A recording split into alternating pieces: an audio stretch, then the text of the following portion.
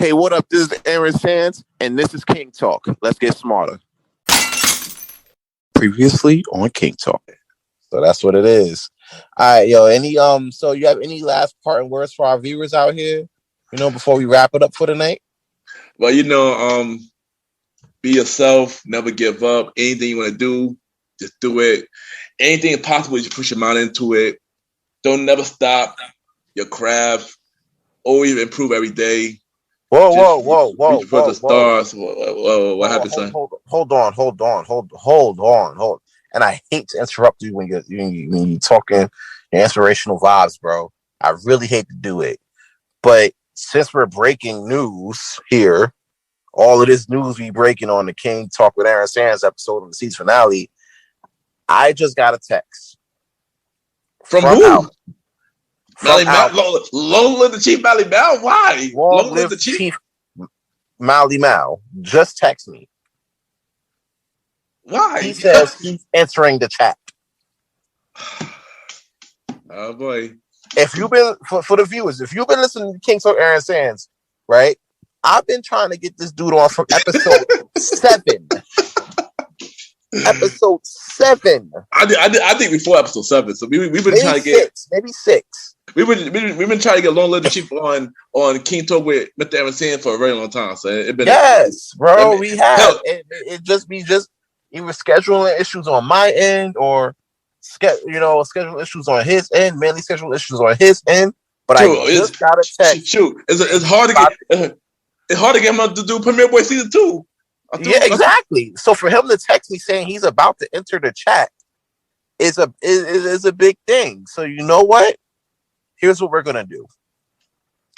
We're gonna put a pin in this, right? You know what I'm saying? Yeah. I've never done this before, but we're gonna do it now. We gotta do a 2-parter, bro. Part 2, King Talk Aaron Sands. That's it. And I guess I'm through here. I guess I'm through here. Yeah, you're not going anywhere. You're staying right here. We're gonna get Alvin on for part 2. Here's what's gonna happen.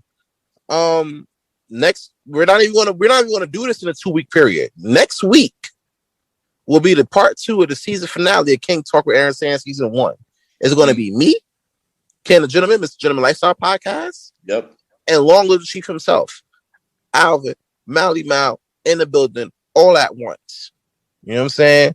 Part 2 King Talk, part 2 season finale King Talk Aaron Sands next week. Right here on all streaming platforms. Hopefully we get that season 2 of Premiere Boyz Podcast now, because ever since Roddy Rod left, things have not been the same. We haven't put an episode. What's going on with that? Listen, I just been doing King Talk. That's it. I guess we find out. Hopefully we find out next episode. That's find out next.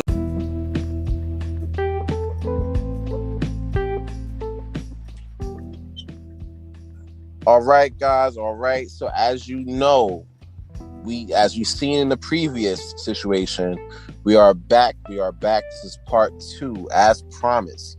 Season finale, King Talk. It's your boy Aaron Sands. We still got Ken here as promised. Ken, say what up. You already know. You know what I'm saying?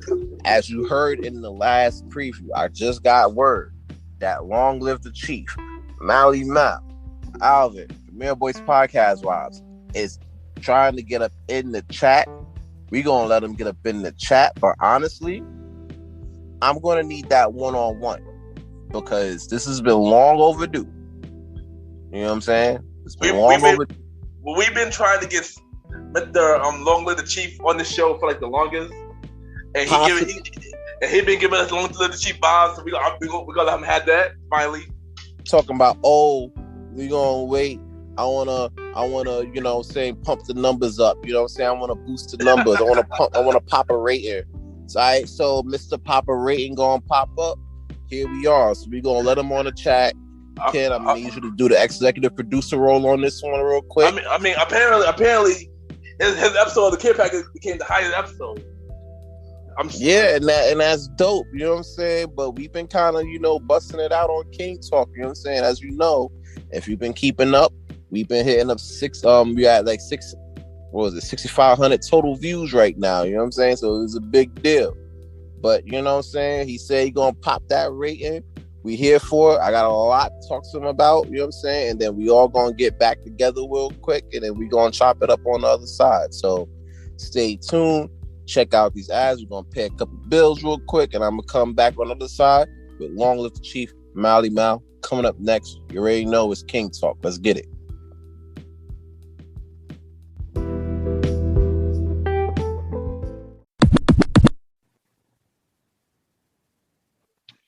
What's up, world?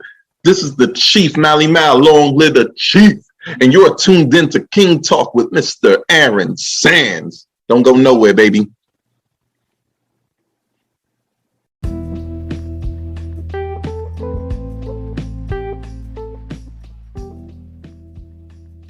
All right, yo, we back at it. It's King Talk. It's your boy Aaron Sands. We back at it again, and as promised, I told y'all before, I've been waiting for this situation since maybe episode 7, episode 8. I want to thank y'all for holding out with me. But right now, we got the bro, Premiere Boyz Podcast on. It's a rapper. Help you get the life insurance up. And a close friend of mine, bro. Deadass. It's the homie Long Live the Chief. Malimal, what's good? You up?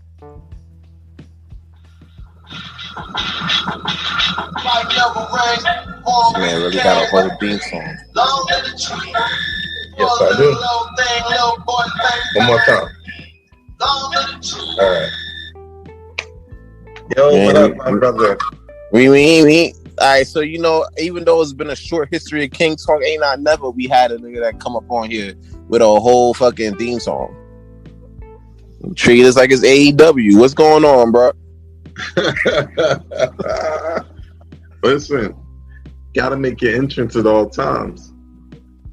So listen, this is not the Road Rager. This ain't the SummerSlam. It ain't All Out. It's coming up soon. You know what I'm saying?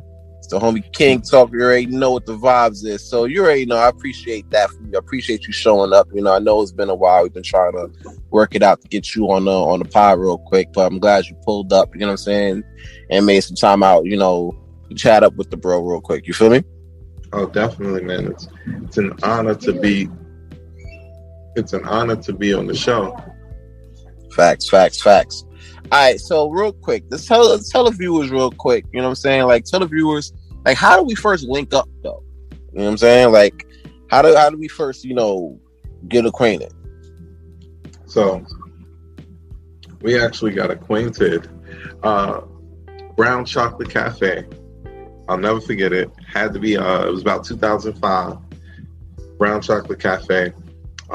We was doing a little showcase. I would come up and do little freestyles and songs and things. I remember I came off the stage, and I remember you and Ken and maybe Germs. And I was like, yo, you did great. And I was like, what? Because, you know, of course, I'm hard on myself. I thought I did terrible. And I was like, yeah, man, we gotta have you part of the team. And since then, we never looked back, bro. It was freaking 14 going on 15. Never looked back. That shit was fire though. I ain't gonna hold. You know what I'm saying? Like I seen in this is crazy because we were doing our own thing at Brown Chocolate Cafe. And we saw you pull up though, and we heard about you, whatever. But I ain't see you perform and shit. So when I came across you, I was like, yo, this dude kind of fire though. Like, this was a lion. So, you know, we already had to, like, I already knew, like, initially, like, yo, we had to link up in some format. Listen, I don't know what y'all saw in me. Thank you, man. That was just an incredible day for me, especially as a growing artist, and it just helped my confidence to know it. It's a good vibe though, you know what I'm saying? Like I felt like we needed like a bit of a different vibe in the group or whatever, because you already know it's me, Ken, and Germs. You know, we both rapping or whatever. Ken doing the singing shit. You know, I'm on the beats. You know what I'm saying? So for me, I'm like, I bet, you know, in order to like expand our vibe, you know, we gotta start looking, you know, outwardly to see, you know what I'm saying? Like who be able to fit our mold, you know what I'm saying, to fit with us, you know what I'm saying? And at the same time, they'll be able to do their own situation, you know? So that was a big part of it. When I saw you, I was like, all right, bet this. He's, you know what I'm saying? He's definitely pretty official for the vibes. You know what I'm saying? So that was a big thing. My fond memory when it comes down to you, right? There was a situation where it was kind of like a fair vibe in Robeson. Like, for the viewers, we all went to the same high school for the most part. We all went to Paul Robeson High School. You know what I'm saying? Like, has good parts, bad parts. It is what it is. It's high school. So it was like a little fair vibe for like sophomores, you know what I'm saying? Freshmen, things like that. And I see you and the homie Jared. Shout out to the homie Jared real quick, you know what I'm saying? And y'all were trying to figure out what to sign up for. And at the time, I was in AOF, you know what I'm saying? I was in the Academy of Finance vibes, you know what I'm saying? So for me, I'm like, yo, I saw him rap before. Let's pull up, see if you give him a sign up for, AOF. He seems smart. We trying to look for smart people to pull up in the Academy of Finance. Like, let's set it up. So I'm like, yo, bro, you should come sign up for Academy of Finance. Teach you about fashion stuff. You know what I'm saying? You get to learn how to, learn how money works or whatever like that. You know what I'm saying? It is a good vibe. And there's baddies. So you can't go wrong with that. You know what I'm saying? So come through, sign up. And the fact that you said yes, I'm like, oh shit, this worked. You know what I'm saying? So it was pretty shocking. So I feel like I bet like we can I feel like between us in the group, I feel like we had that one vibe in common too. That we were both about our business. We both wanted to deal with like business and finance and things like that. We gonna go into that in a larger scale in a minute. But as time went on, we were working on different songs as a group. We were working on different projects and things like that. And we get into Teddy Overload. And originally, a lot of people don't know, Germs was the original first verse on Teddy Overload. But then you came along and killed that shit. Let me know, what was your thought process on the Teddy Overload vibes? I was going through my books today, and essentially what was happening there, it was just like I had a few bars lined up from songs that I might have, you think of some stuff, you put it down. I think I had one to a song that I never got to like really make, and I just kind of put them all together because I wanted to make just the smoothest verse. Like I wanted it to flow, I wanted it to be agile, I just wanted it to be smooth. When I read all the things together, I'm like, oh, I can do it like this. Boom, boom, bam. And just like that, Teddy Overload verse was made, and it just worked so well that I don't even remember that there was older versions. It's like putting the puzzle pieces on top of each other, bro. That's the crazy part about it too, because I was thinking about it like, all right, bet, you know what I'm saying?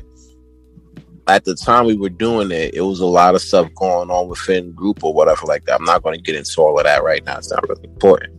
But you came along and you dropped drill verse. I'm like, all right, this is fire. We can actually do something with this now. You know what I'm saying?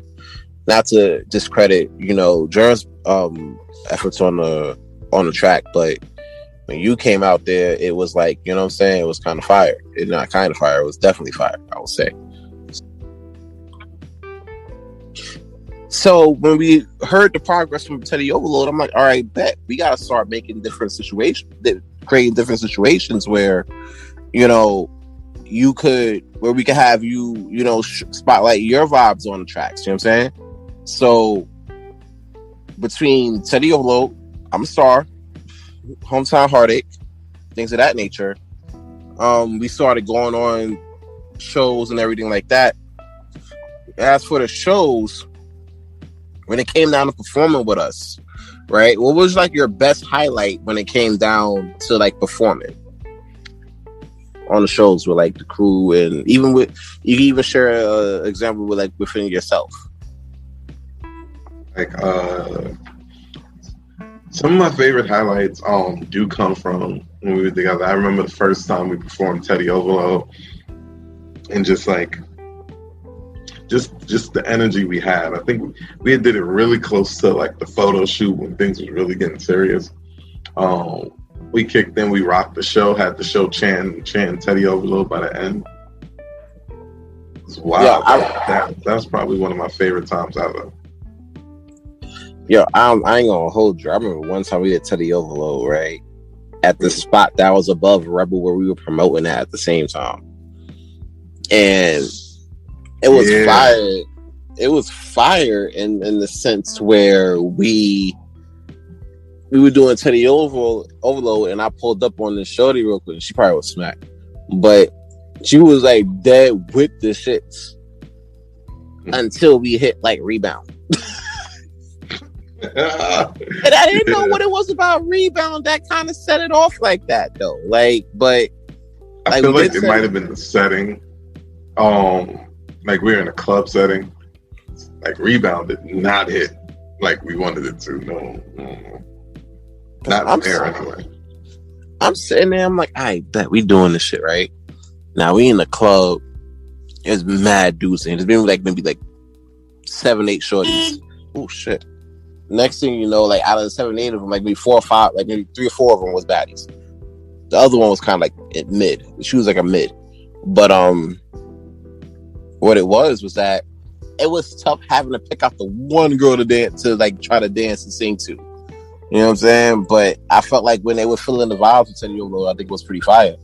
You know what I'm saying? So after that, shit started bumping on like 105 and like Hot 97 and everything like that.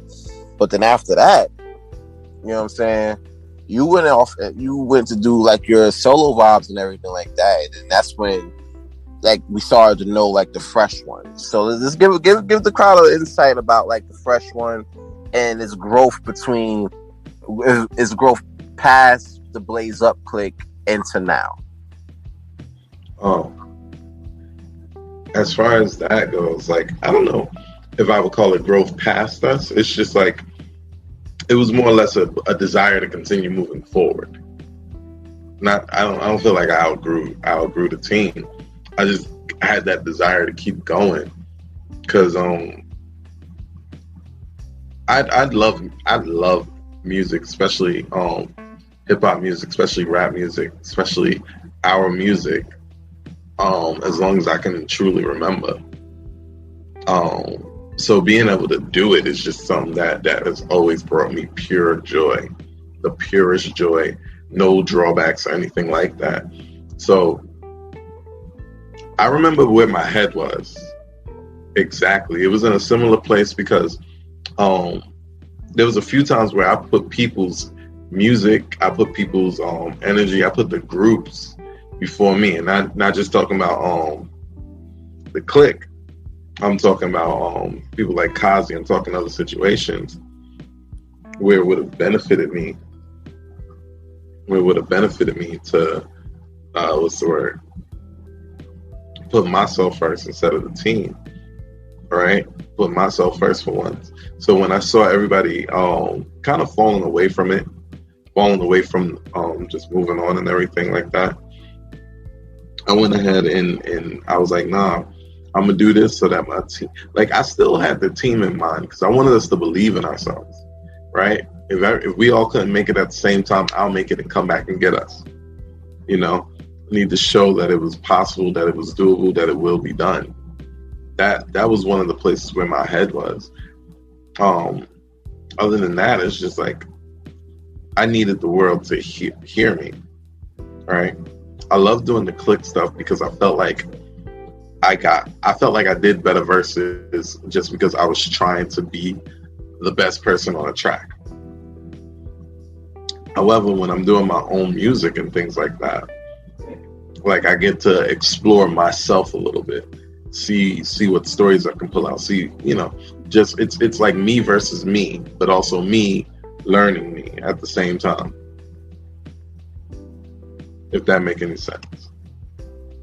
That makes perfect sense. You know what I'm saying? Because it's like I see how people like in groups typically they'll be in a group, they'll gain success, they gain notoriety, but in some cases we can't certain like a member or two will feel like, all right, bet this is fire, but I want to hear, you know what I'm saying? I want to see how I can challenge myself further, you know what I'm saying?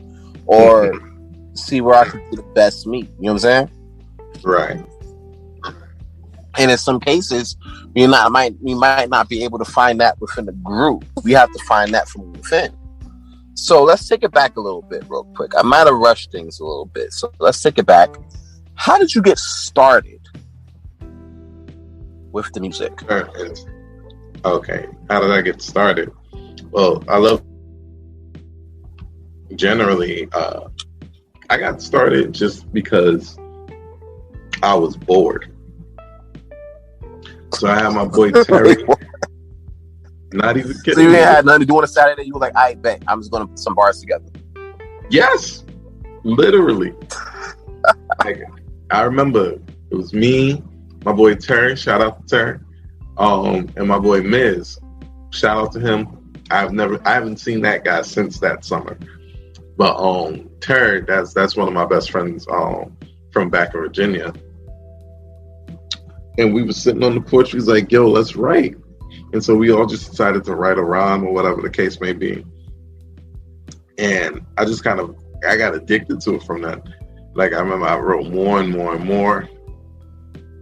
Had to get different books. Like, it just kind of snowballed for me. But, like, it was like both of them, they were like, all right, this was fun. We'll go do something else. I was like, you know, let's go. Let's write some more. I want to do this. And I remember writing little contracts and trying to get people signed with me. That's how deep I was into it. And I'm 12, 13 years old. So when I came up to... You're trying to get niggas signed to the precinct. Boy. I'm playing. I got the... I'm playing. Yeah, I'm saying, like... But yo... Yeah. Like, when I came up to New York, I knew it was the mecca of hip hop. So that's when I really started, like, sharpening my edge as far as battle rapping, as far as freestyle rapping. Because if you can make it in New York, you done made it. You feel me? So, you know, that's really how I got into it. And that energy, that desire to just make it kind of led me to y'all. And the crazy part about it is, right?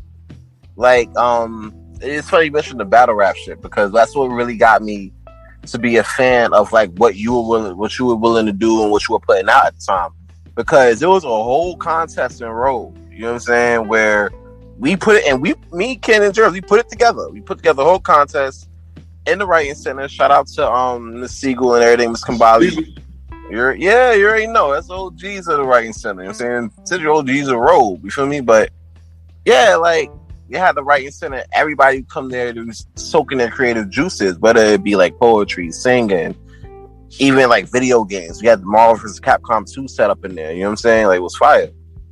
But in the back, like, they had the battle rap situations. And I used to be up in there like every other Friday and shit, just going off. You know what I'm saying? So they had like a little situation where little tournament situation where we could set it up and see who's the best out here. You know what I'm saying? Who's the best in Road. Mm-hmm. So we got to the semifinals or whatever, like the last semi before the finals and shit. And it was you and me. And I was like, shit, this is going to be crazy.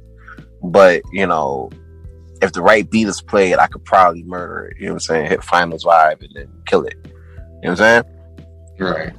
And then Dipset Anthem played. And I was like, I bet you had some bars or whatever, which was fire. I forgot what they were. You know what I'm saying? But it was like a while back, long time ago. I remember the Dipset Anthem. I remember going off.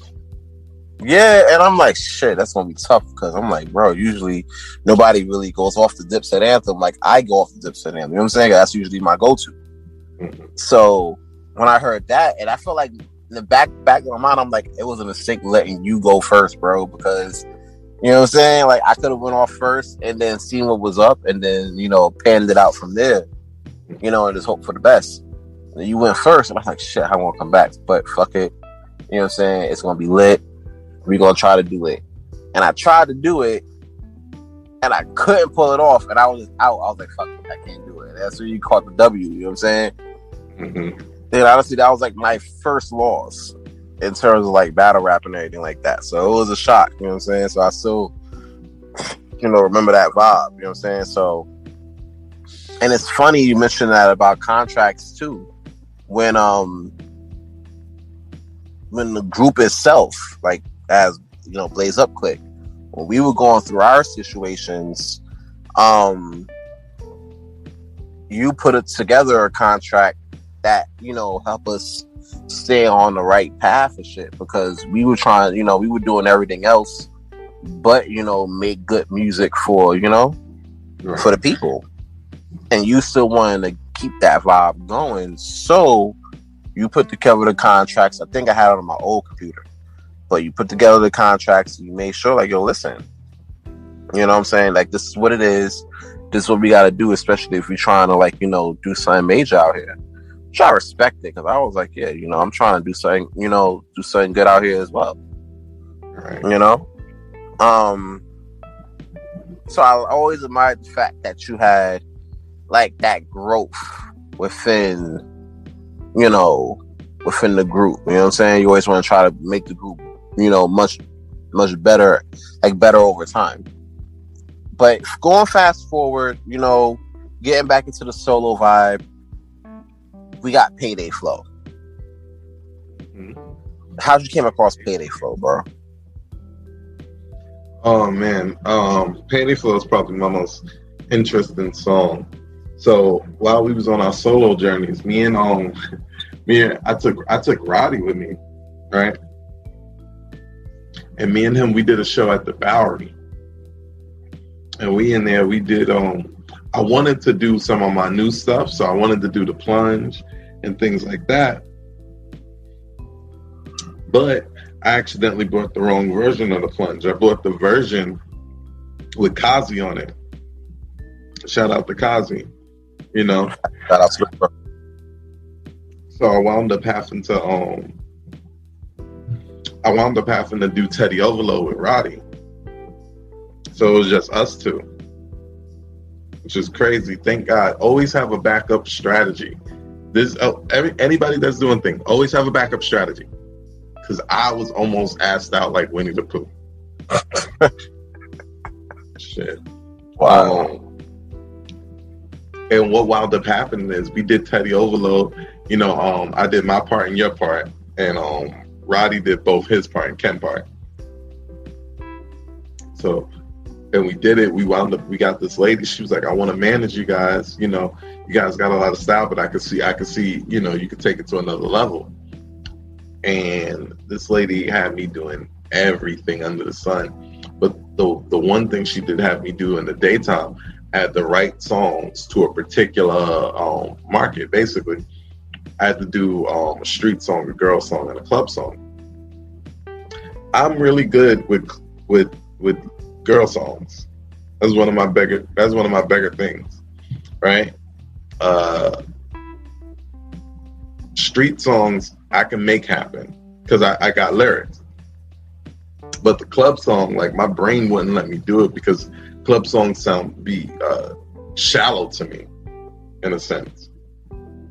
The only person that ever made me kind of really rethink that was Kendrick on Swimming Pools. Nah, and Rebel Act. I ain't gonna hold it. So that's similar. So I went after kind of a less deep than that, but less than shallow. Like, I wanted a vibe, but I wanted something that she would accept. So I wrote her like mad songs I consider club songs. She didn't like any of them until I wrote Payday Flow. She was like, I got this one. And then she sent me to this undisclosed location in West Bubblefuck, Queens. Right? Yeah. And the guy there, Justin, I can never remember his name, but his studio was History Now. And it's Justin and Liv. They was in that studio with me, perfecting it. It took me forever to get home. No car, in the middle of You Need a Car, Queens. Oh, you talking about like Laurelton and shit? Okay, yeah. Oakland Gardens vibes, you know what I'm saying? Right. I was way up there. I had to walk all the way back down to Jamaica to catch the bus. Catch a train. But it was worth it because he gave me the beat for Payday Flow, and then made sure I was able to like do it in a way that would draw people. Man, this guy is a freaking genius. Justin Henry, you're a freaking genius. I'm putting that out there right now. He did Payday Flow and Anytime for me. I didn't know he did Anytime. I remember we spoke about him doing like the Payday Flow situation, which was fire. But I didn't know he did Anytime as well. Which was like one of the girl vibe situations that I was like, all right, this is gonna be fire. Like, you know what I'm saying? Like Smash too. Mm-hmm. And that's my favorite mix of it. Like the guy, he always had ideas. So I wasn't just in the booth with like a button clicker. You feel me? Yeah. He always had ideas. And that part I was like, I always thank him for that, because without him, I even if I wrote the lyrics, I don't know if I could have brought Payday Flow alive like it got brought alive. Now, honestly, I ain't gonna hold you. Payday Flow, I think it's like one of your top 3 situations. You know what I'm saying? One of your top 3 tracks. I feel like everybody, like whether like you're mainstream, independent, or what have you, everybody has like 3 songs that's like an ace. And I feel like you didn't make it unless you have 3 songs that you can consider like, all right, if I ever had to do like a 10-on-10 versus or a 20-on-20 versus, I know I got these 3 songs no matter what, that's going to get me a W on that round. And I feel like that, Fresh One in the Building, mm-hmm. And Cigarette Ashes would be your aces. Anytime would be like a close, you know what I'm saying? That's a close 4th. But like a sure 3 would be those 3 for me. At least for me. Mm-hmm. You know what I'm saying? Like, especially with like Roddy's situation on it too, on Cigarette Ashes. How did y'all collaborate on that too? Since we're on the topic. Oh man, that song came about during that same time when it was me and him running together when we did that show in Williamsburg. We did a show in Williamsburg, and we did a show in Times Square, like the middle of Times Square during the day. It was crazy, but we did it. And I wrote Cigarette Ashes because I think that was aiming to be my street song. Honestly, like Roddy was not originally scheduled to be on the track. I just remember writing a long verse. And then me and Roddy was talking about it. And I was like, what should be the chorus? And then he was like we was riffing and he riffed off those words. I wasn't born to be a loser. I'm all about winning. Like he actually was the one behind that one. Okay. And that's not to Mm-hmm. cut you off, but like those lyrics right there, I wasn't born to be a loser. I'm all about winning. You can take your lighter and light it to the ceiling. Don't end up in a casket. I was like, shit. What the fuck, bro? Sorry, but I know this song is like, you know, it got a few years on it, but still, that part right there, I'm like, yo, what the fuck, bro? What you mean don't end up in a casket? Like, nah, like, and I knew, like, all right, this is gonna be, that's what got me, that's literally what a hook is supposed to do. You know what I'm saying? Mm-hmm. And then you came with the bars, and I was like, all right, this is a song. This is something. You could definitely do something with this. You know what I'm saying? Mm-hmm. So that's why I feel like when it comes down to that, that's like an ace for me. You know what I'm saying? Not to cut you off, but I had to get that one out there. Like, definitely was one of the songs, like, regardless, I would have put out during my you know, when I made the album, I was looking at that song as a big 3rd single. Right? And it's just like the message hit me so powerful. Like once I really got to the message of the song, excuse me. Once I really got to the message of the song, like I was completely enraptured in the lyrics. Like the lyrics came out really quickly. I remember it didn't take long. It was one of my favorite performances. We performed at a Drop on Top for Memphis Bleak. So I was actually there for that shit too. You know what I'm saying? Because like when y'all tell me like y'all perform, I usually try to make my put my best foot forward and try to head out. A lot of times schedule won't let me be allowed to make that type of move. But that night I was like, it's gonna be a little vibe. We gotta pull up. We're gonna pull up and represent, and that's what it was. And that particular set kind of I was like, all right, cool, this is gonna be fire. You know what I'm saying? That, and when you did the situation out in I think it was in Bushwick, it was like a basement vibe. Yes, that was probably one of my favorite. Damn, I got so many moments. I would definitely put that one top 2, top 3, because I remember everybody had the lighters and we had the shirts. We were just building towards something at that point. That's what I'm saying. Like that track itself right there. Like granted, like overall, like you were building to go on a greater goal at that point. You know what I'm saying? But with that track in particular, I was like, all right, this is going places. You're gonna do big things with this one. You know what I'm saying? So that was the thing for me. Getting into it now, I know you've been doing a lot like with the financial literacy situation, and we're gonna get into that in a quick second. But lately, besides like the Otis track, yours truly on there, you know what I'm saying? You already know the vibes. Shameless plug. But between that and the mixtape September Ember, which we could get into that real quick. When that dropped, what was your first thoughts about that when that dropped, when September Ember dropped? September, as I would go on to call it, I felt like September's Ember was a little bit long, so I thought September was clever, but it wasn't. But I thought so. My thoughts, I wanted to show that I had multiple facets as an artist. So I literally avoided probably the song that I do the most, the type of song that I do the most, in order to just put a lot of different looks, feels, and even a lot of different sounds on September, but yet still stick to the central theme of potential. We have all the potential to blow into the world. That was the central theme of that tape. I love the reception that it got. The people that heard it, that was feeling it, they're really feeling it. They listened to the lyrics. Out of a lot of the people that I went to college with who put out tapes afterwards, absolutely blowing their numbers away. So I'm a little proud of that too.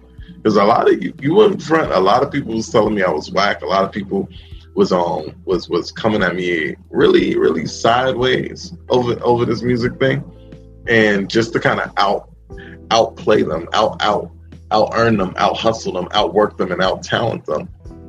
That means the world to me, because that drives me a bit, like a little bit of competition, right? That's why we're the chief right now. Okay. And that's the thing. That's one thing I was saying about you, though. You always find a way to, you always have a way to, keep pushing forward, even when people be like, nah, you finish, or nah, it's trash, or whatever. You know what I'm saying? I always felt like, you was always persistent. You never took no for an answer, in a good way, though, not in the rapey way.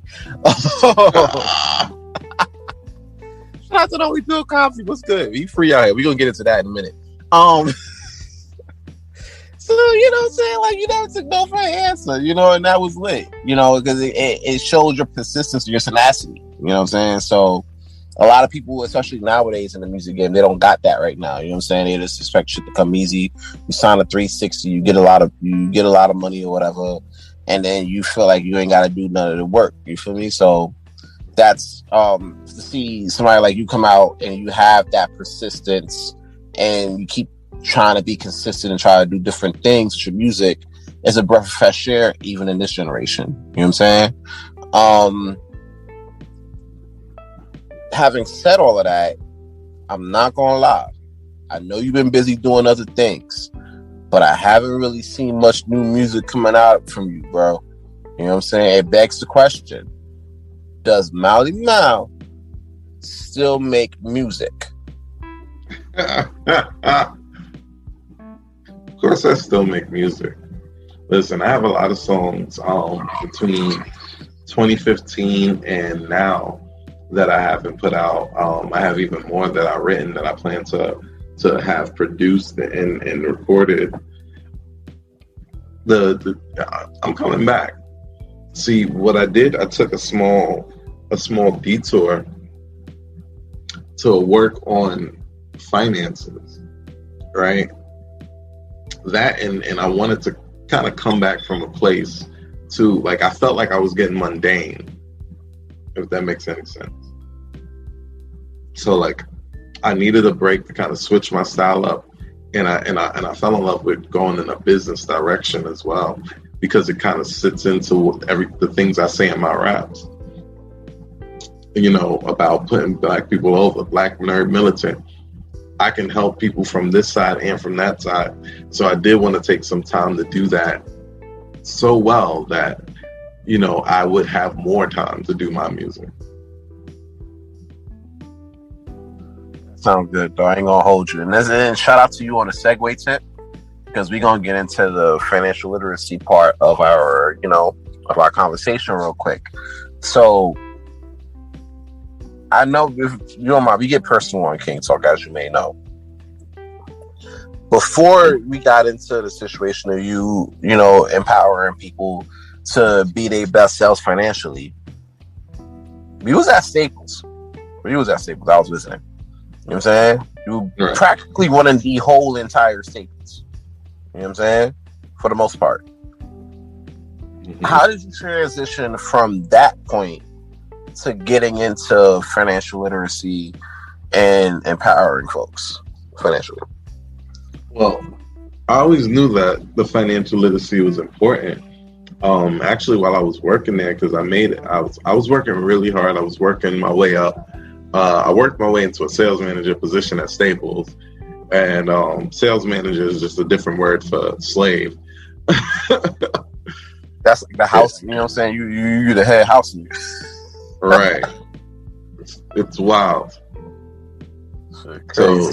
So, Jackson vibes, like, boy.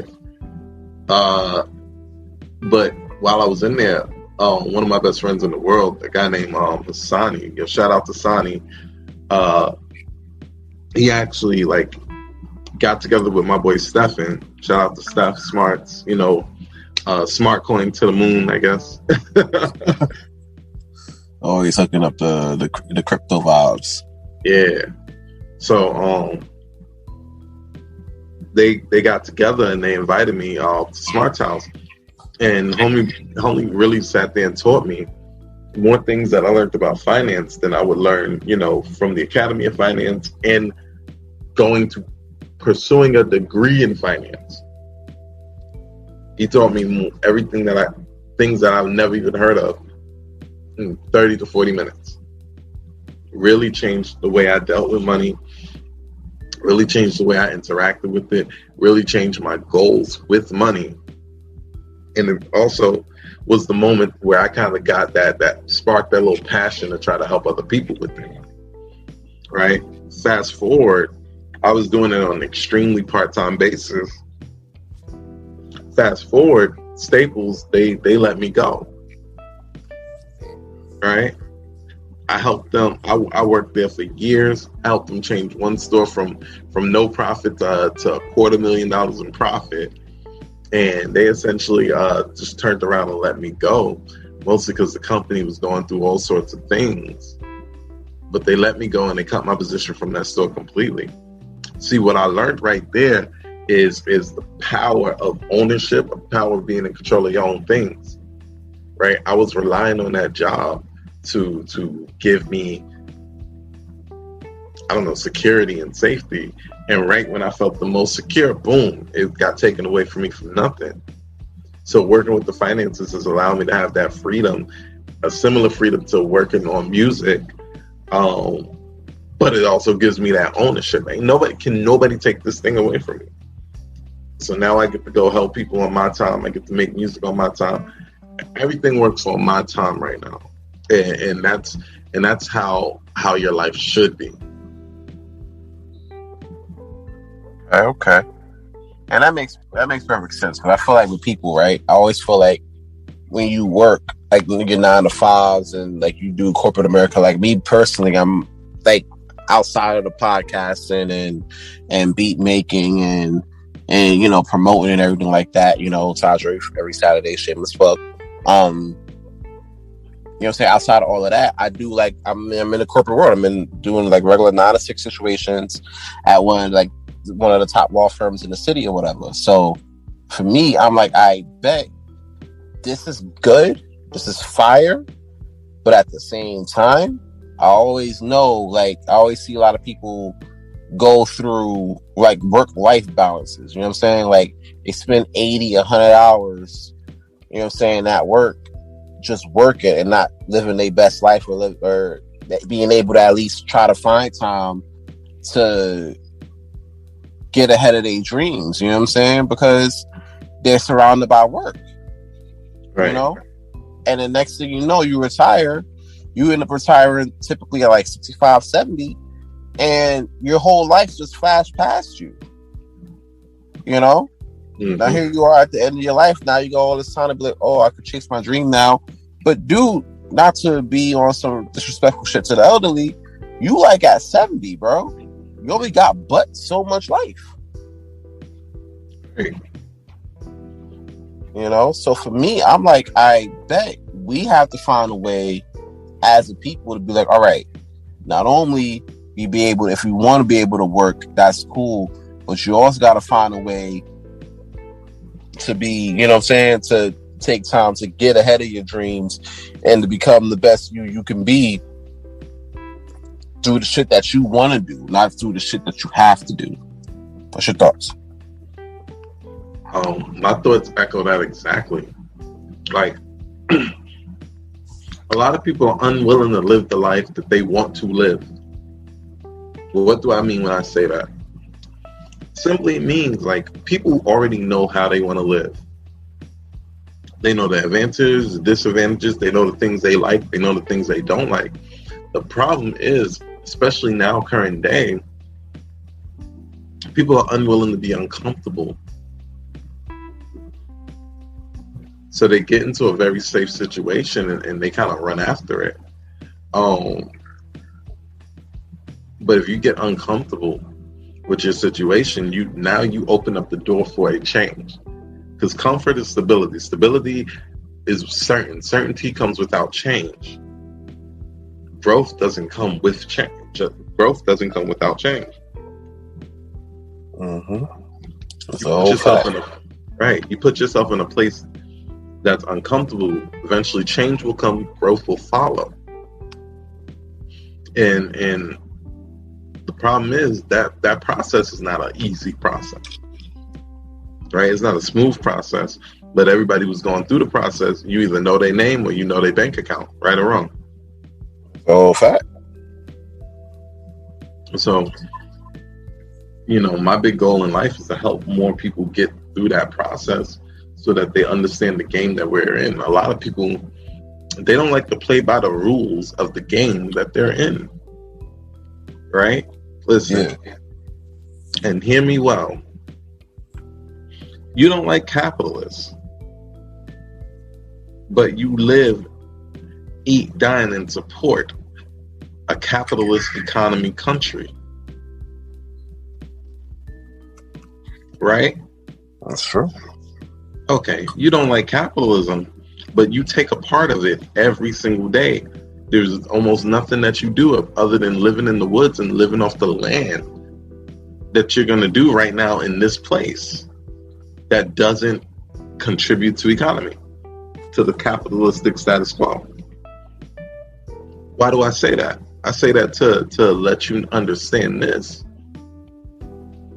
No matter whether you hate the game or you love the game, you're knee deep in it. And you need to take advantage of the game and get everything that it can get for you. get everything that it can get for your family, especially if you're going to be complaining about what you don't got. Sure. Right. So to actually build on that a little bit better, you know what I'm saying? This is also a dope segue to get into what I want to get into next. Primerica. Now I know when people hear that name, when people hear the word Primerica, especially when you go to like certain situations, you go to certain interviews, you think it is an interview, but then it's Primerica. People hear that, they be like, "Oh hell nah, yo, come on, son. Nah, I ain't fucking with that Primerica shit. They ain't paying something. That's trash." You know what I'm saying? Like, people really like, you know what I'm saying? They really, like, I won't say really, but when they hear it, it's like, it's a negative vibe towards that. However, you took that, right? And you kind of ran with it.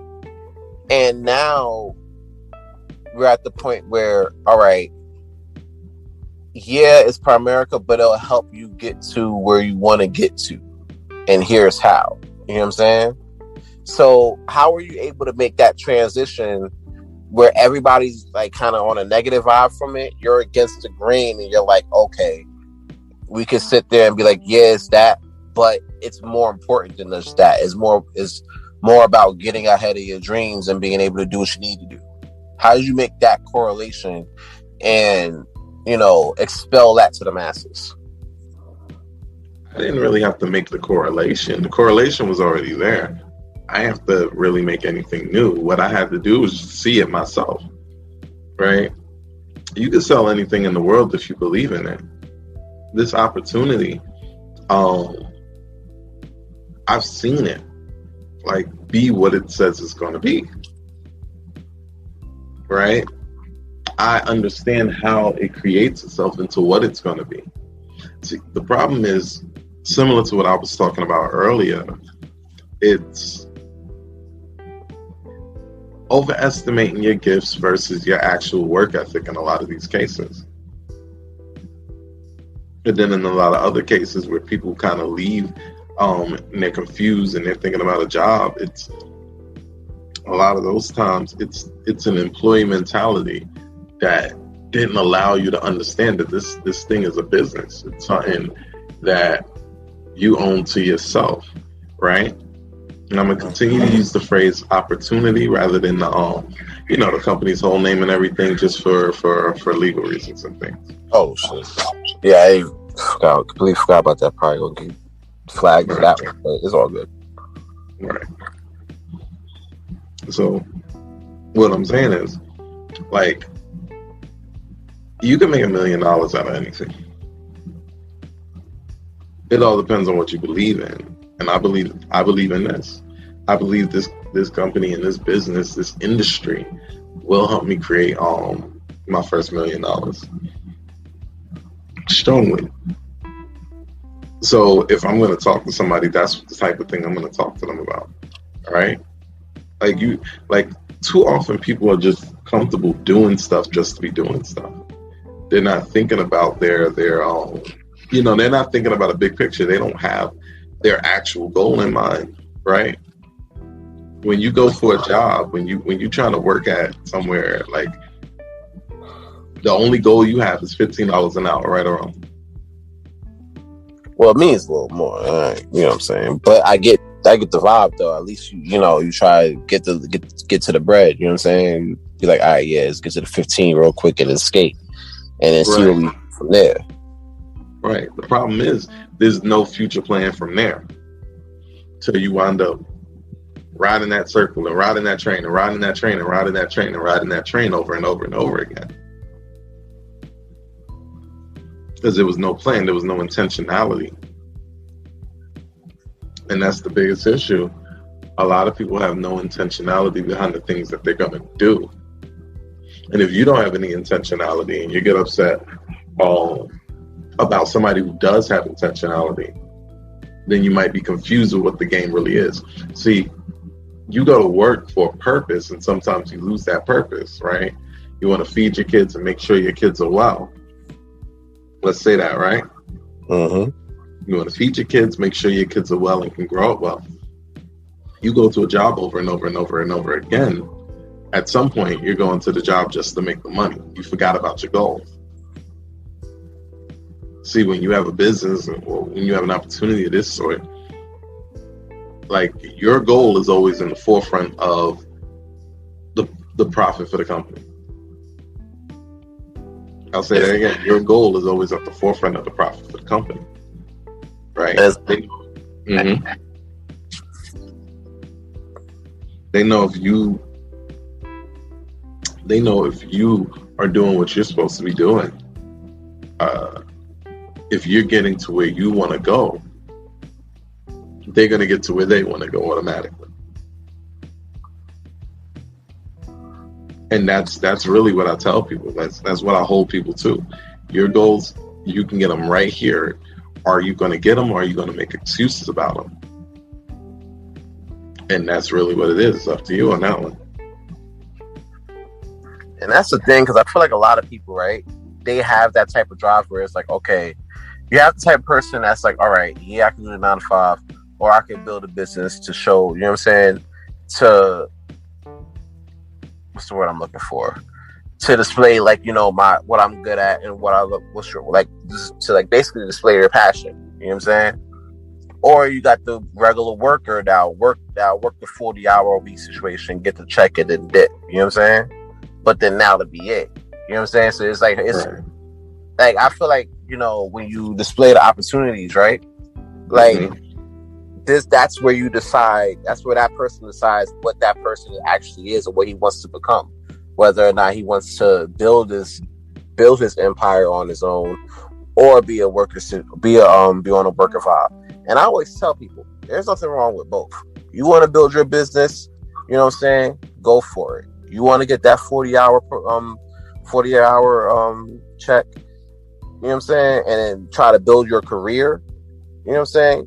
Go for it. Whatever you do that you feel like you're gonna make be the best you, do that. You know what I'm saying? But you also got to be aware there's also other vibes that, you know what I'm saying?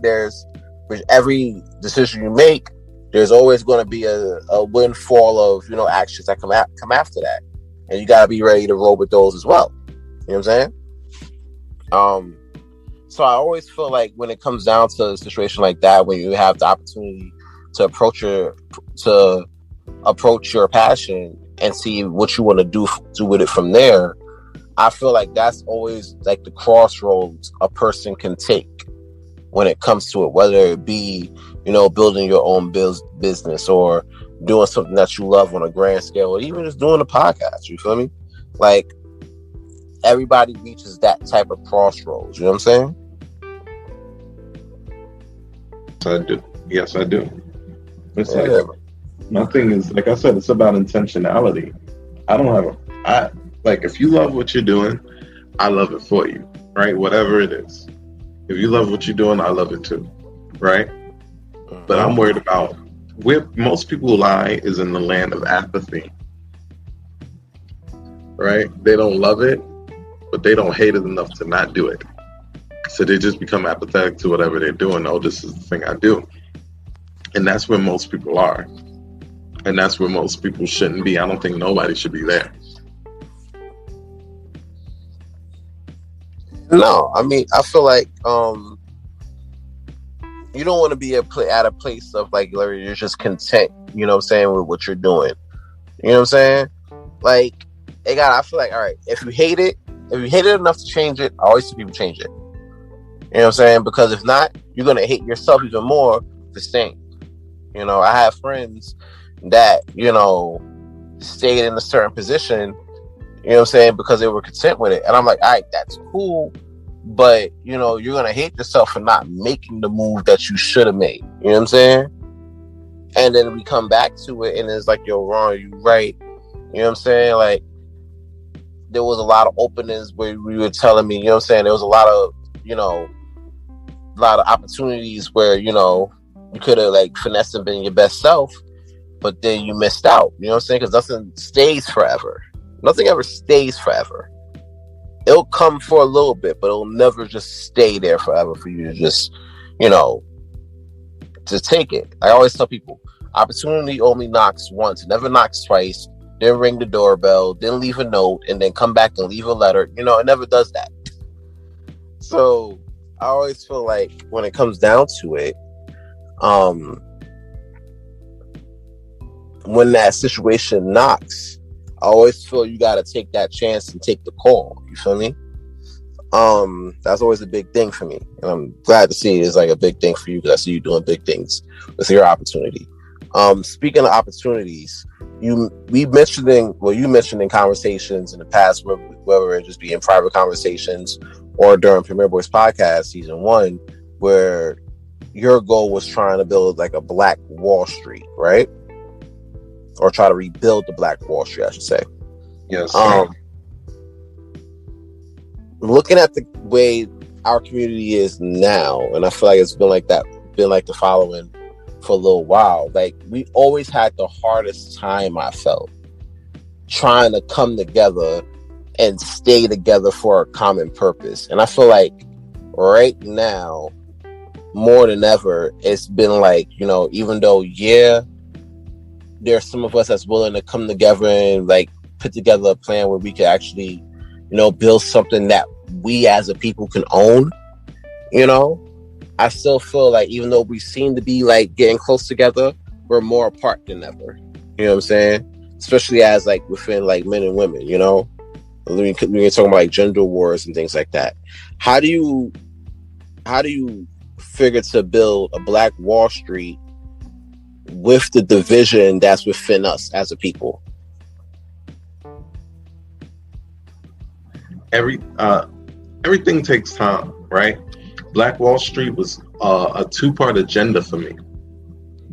The first part was economic empowerment. The second part was always marketing and propaganda.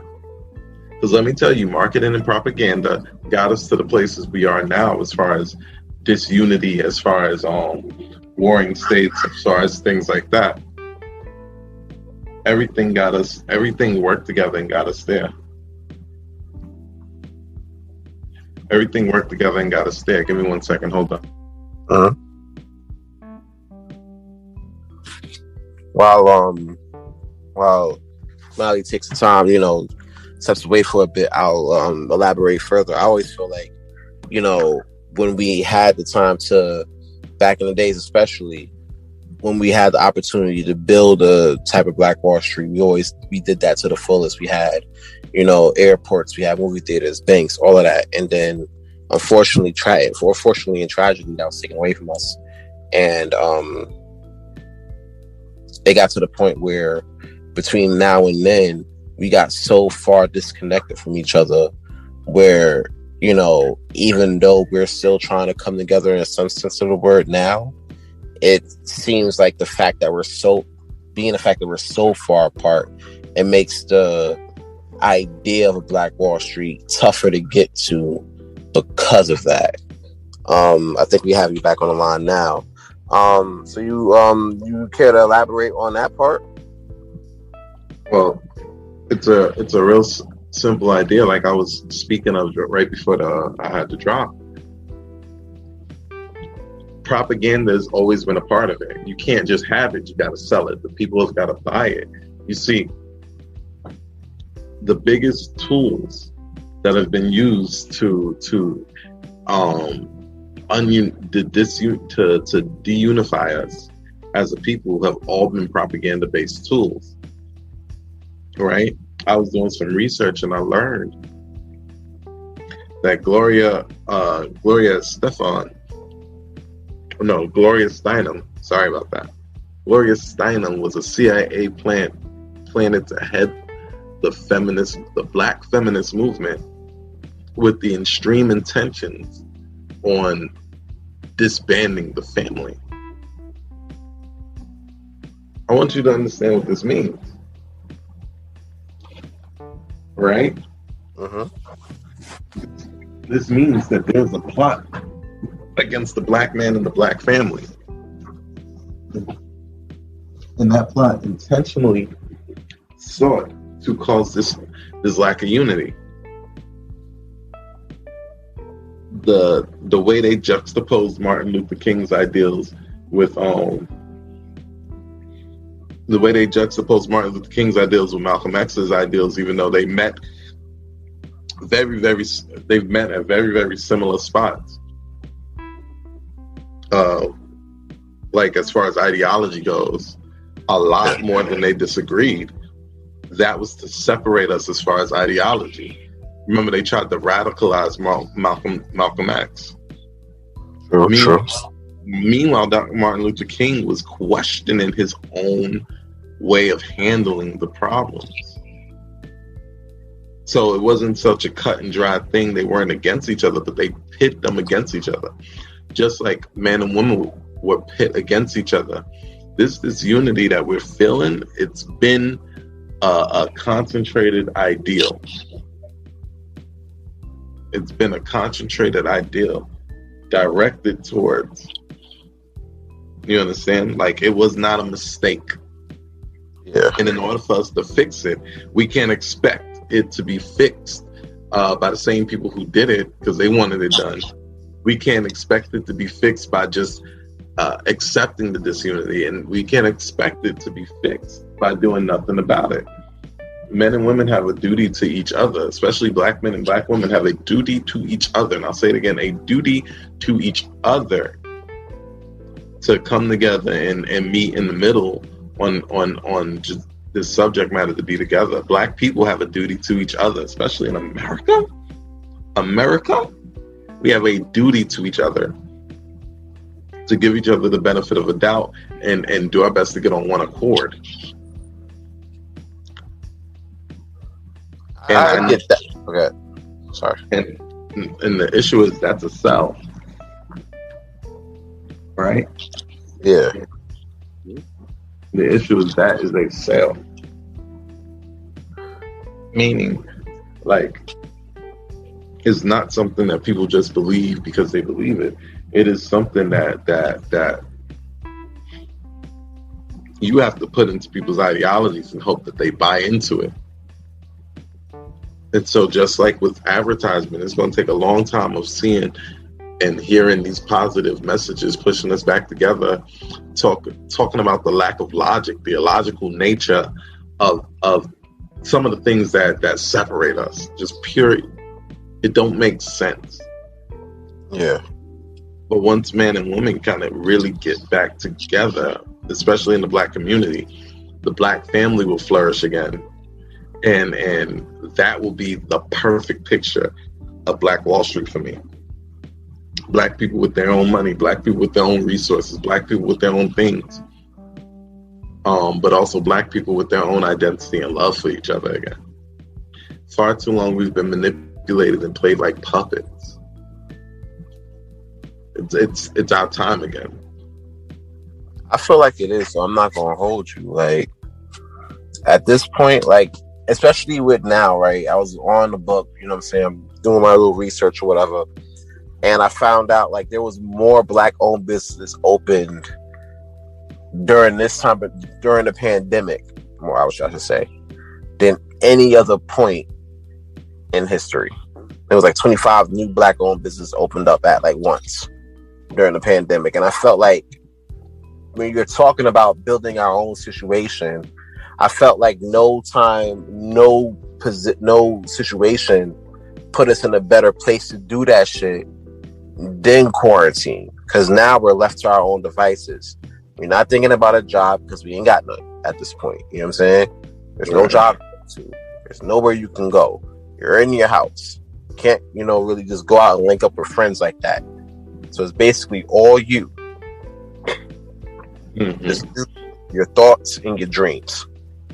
And I feel like in a situation like that, where especially when you're strapped for money and, you might not be getting like the grand unemployment situation that a lot of niggas was getting. I felt like that right there, if that wasn't a push for you to at least start something for yourself, which could in turn be flipped to where you could start something for your family and for your generations, I felt like you got stuck. You know what I'm saying? Because people usually say, "Oh, I don't got time to start my business or set up my my own dreams because I don't have the time." Because you're working 80 hours a week, 40, 50 70, 80 hours a week. You know what I'm saying? But at that point with quarantine, you're not working like that, or you're working from home, which means while you're working from home, you're having time now. You still have that extra time on your hands, you know, to build you. You have the same 24 hours as everybody else did. And a lot of people started their own shit. So much so to the point where it's like, nah, I'm not coming back to work. You know what I'm saying? Do you feel, right, with that coming out, the fact that there's a lot more black-owned businesses out now more than ever, do you feel, right, this could be the start of something if things tend to progress? Could we actually get what we want in terms of getting out of our dreams and buying our own? I feel like Black Wall Street's been pushing to become a thing again for a long time, right? Greenwood, we got black-owned digital banks. The rise in black ownership of brands have been coming together for a while now. What we need next, because just having black businesses enough is not enough. See, what we need next is black infrastructure, right? Similar to, you know, how Chinatown has Chinese infrastructure. You know, Koreatown has Korean infrastructure. Russian places around here have their own infrastructure. We need infrastructure for black people by black people. You know, black-owned hospitals, more black banks, black cops, black firefighters, people that understand the black people around them. And once those areas of town become self-sufficient, that's when the power shift actually happens. And that's what Black Wall Street requires, a power shift. Once that happens, you're going to see who's really out here, you know, who's really an ally and who really isn't. Trust me, you're going to see. It's true. Sometimes I feel like, I kind of feel like if anybody get in our own way, for the most part, it's mostly us. You know what I'm saying? Because when we try to sit there and build something, our own people would be like, "Oh, nah, you know, that ain't going nowhere. Oh, nah, what you doing with your little business?" Things like that. I can even boil it down to even this podcast. A lot of the people that I would initially push this to, that I was cool with, was not fucking with it. You know, however, you know, there's a lot of other people that I did not know that's been riding away, you know, with me, even from like episode 2. And by the way, for that, I appreciate y'all. I love y'all for watching and listening. But yeah, so I feel like in a sense we tend to get our own way when it comes to that. That's why I always feel like, even though, like, yeah, you know, building Black Wall Street, building black infrastructure is definitely going to be is going to really be the growth of us as a people. But I feel like we need to start getting out our own way when it comes down to reaching our full potential. Listen, to that I say, there's always going to be that voice, right? It's a voice of concern that is not a voice of faith. It's a voice of jealousy. That is a voice of, disdain. There's always going to be that voice in your ear. Somebody's always going to be like that. You have to be the one that believes in yourself, further to the point of, listen, I'm going to do it, and I'm going to attract the people. Because for every negative voice, it's a positive one. For every negative voice, it's a positive voice. I've seen posts, and it's truer than true. You're not going to get rich with your family most of the time. You can maintain rich with your family, but to be the person that actually gets rich in your family, it takes doing some stuff that your family typically don't believe in. You got to go out and do it, right? Worried about people going to come along. People going to come along. You got to be out there. You got to be the leader, and it's hard, especially because there's so much negativity surrounded with black business in Black ownership. There's a lot, right? And that's by design. But you as a Black owner, you got to stand behind your product, do good products, do good service, do good work, do all those things evenly. And you got to take up umbrage with that. Like I wouldn't try to say, so many people do this and so many people don't do that. I would just say, listen, your haters are going to be out there. You take umbrage with it and you deal with it as you see fit. It's a fact. I feel like, honestly, one thing I'm gonna come into a question and we're gonna get into the part 3 of this other episode real quick. But before we get into that, I feel like as the people, we gotta put our best foot forward into, supporting each other in a better way. You know what I'm saying? Especially when it comes down to like family and friends, right? I feel like we gotta put our best foot forward with that type of shit, because here it is. We can't expect to build Black communities and everything like that if we're not putting our best foot forward and, being able to be like, all right, listen, I see you doing your thing out here. Here's some resources, that can help you, prosper. That way, when you get big, you could come back and be like, oh, I remember you helped me out when I was trying to get my shit off. I see you trying to get your shit off. Let me drop some resources on you. That way you can build your shit. And in that sense, that's how we'll be able to grow instead of doubting each other. Because I always feel like that was the one major component that sat us down for the longest of time. I told my girl, what was it, a couple nights ago, white people, and I don't give a fuck if I get canceled for this shit. Here we go. I feel like when it comes down to it, people that's in power, mainly white people, don't even have to divide us anymore, because I felt like at a certain point we kind of did a better job of that ourselves. You know what I'm saying? Yeah, that was by design. Once it gets stuck in your head, once that negative seed gets stuck in your head, you're stuck there. So that was by design. The Willie Lynch paper said, hey, you want to control your Negro for hundreds of years. That paper was the God's honest truth. It's been working for that long. So I definitely agree with the idea. I definitely agree with the idea that we should do better by each other. I agree with that idea. I'm just saying, to the young entrepreneur, don't expect it from them, right? But I definitely do agree that we should get behind each other more easily. Yeah, you shouldn't be afraid to sit there and, be able to team up and shit. You know what I'm saying? I know people like to hear good struggle stories and everything like that, and come up stories on your own type shit. But you know what I'm saying? There's no better power than teamwork. You know what I'm saying? If you don't believe me, ask the Avengers, ask the Usos. Ain't no better power than teamwork. You know what I'm saying? Final question.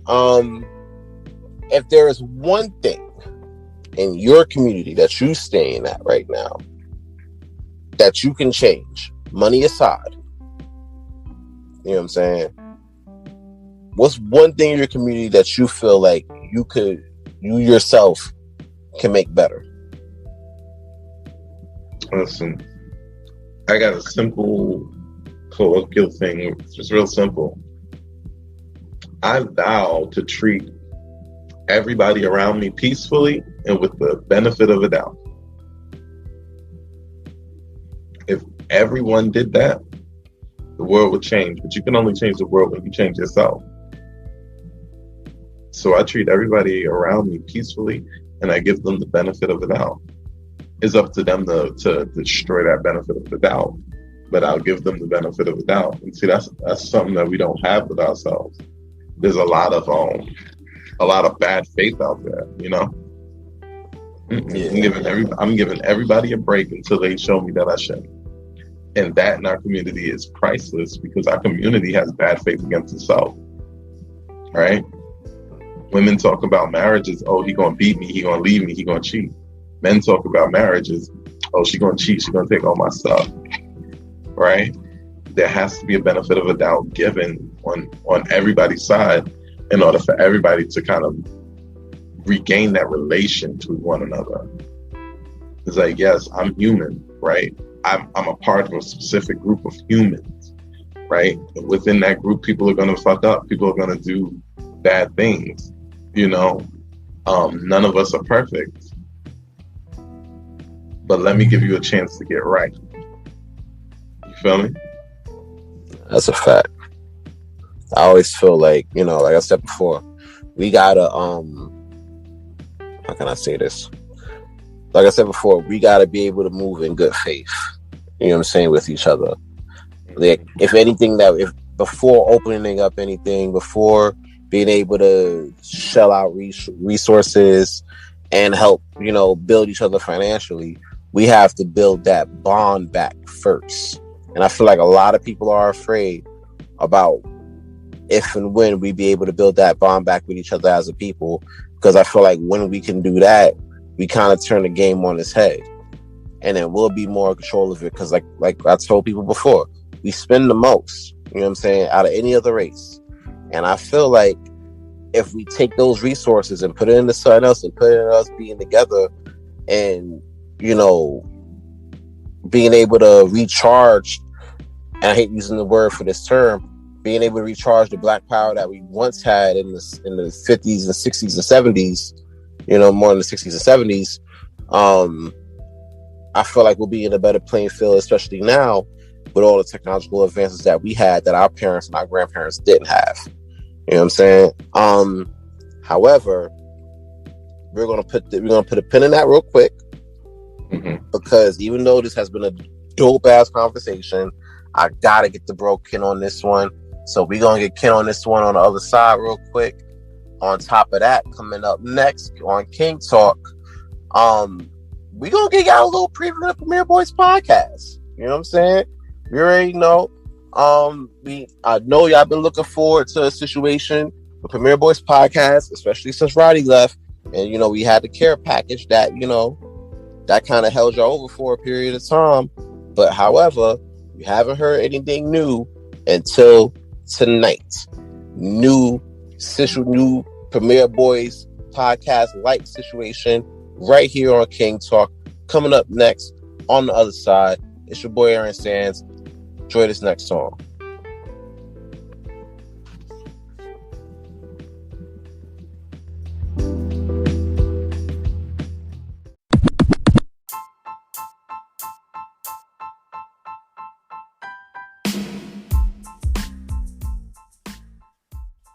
Hey, what up? It's your boy Aaron Sands, and I know you're enjoying this episode of King Talk right now, but I want to dive in a little bit and talk about the Premiere Boyz Podcast. You got me, Aaron Sands, Ken the Gentleman, the homie Roddy Rod, and long live the Chief Malimal, all in the building, talking about the hottest entertainment topics, the hottest news topics, and giving our own take on what's going on out here in these streets. It can get raunchy. It could get crazy. You might even be talking about somebody's mama. Who knows? But every Wednesday at midnight, check us out on Apple, Good Pods. Don't forget to drop that 5-star rating and all wherever else you hear your podcast. Now back to the show, man.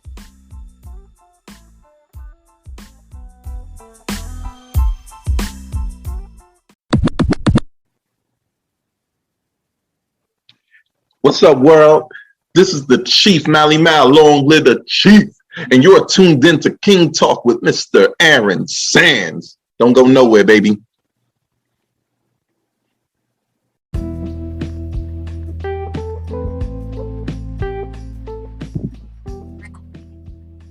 You already know what it is. We are back. King Talk is your boy Aaron Sands.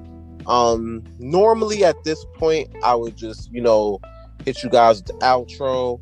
Tell y'all to check me out next time. Tell y'all to check out Taj this Saturday, things like that. But it's the season finale. Y'all know I'm not just gonna, leave y'all out there in the cold like that. Y'all already blessed me with over like 6,000 views on this podcast. And for that, I appreciate you guys so much so, in fact, that I still right now got not only Long Live the Chief Malimal in the building, but also Ken the Gentleman still in the building with us right here for the season finale of King Talk Podcast, where you'll give you a quick live preview, I should say, of season 2 of Premiere Boyz Podcast, which we're gonna do right now. So let's bring it up out of here. Long live the Chief Malimal, Ken the Gentleman. Step up, y'all up. Let's get it. Long live the Chief, baby. Kenneth here. You already know. All right, gentlemen. Welcome back. And as you know, as what happened last season, I know, you feel like we might be missing somebody. You might be right. Roddy, man, he up and left. You feel me? Like, he up and left for at the end of season 1. Ain't no telling when he gonna be back again. Even though he did pop up at the top of King Talk, episode 1, talking about his status, and you might have heard him on the old school show with Ken, talking everything old school. You know what I'm saying? But for personal reasons, he's setting out the Premiere Boyz Podcast out for a little bit, but hopefully we can get him back soon. So Roddy, if you're listening, keep your head up. You already know the vibes, bro. Having said all that, since this is the first time we all sat here since that situation, what's y'all thoughts on that? I suppose, like I said, you mentioned that Roddy was on the old school show. Yeah, we spoke to him. Right now, he in a place where he do try to figure himself out, and stuff like that. So he said he feel like he comfortable with the old school show for now. So I got a plan for his arrival, and I will announce that on the first episode of the Premiere Boyz Podcast. So yeah, I'll have an announcement about what we're gonna do with Roddy spot in the first episode of the Premiere Boyz Podcast. All right. Ivan, what's your thoughts on that real quick?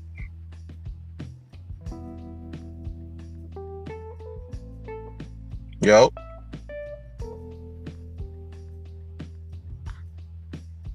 Ivan, what's your thoughts on the... My bad, I thought I was unmuted. My boy was out here treating us like we was on Joe Budden's podcast, man. Like, I didn't appreciate that. Like, he just started going on. Nah, boy. I was there, right?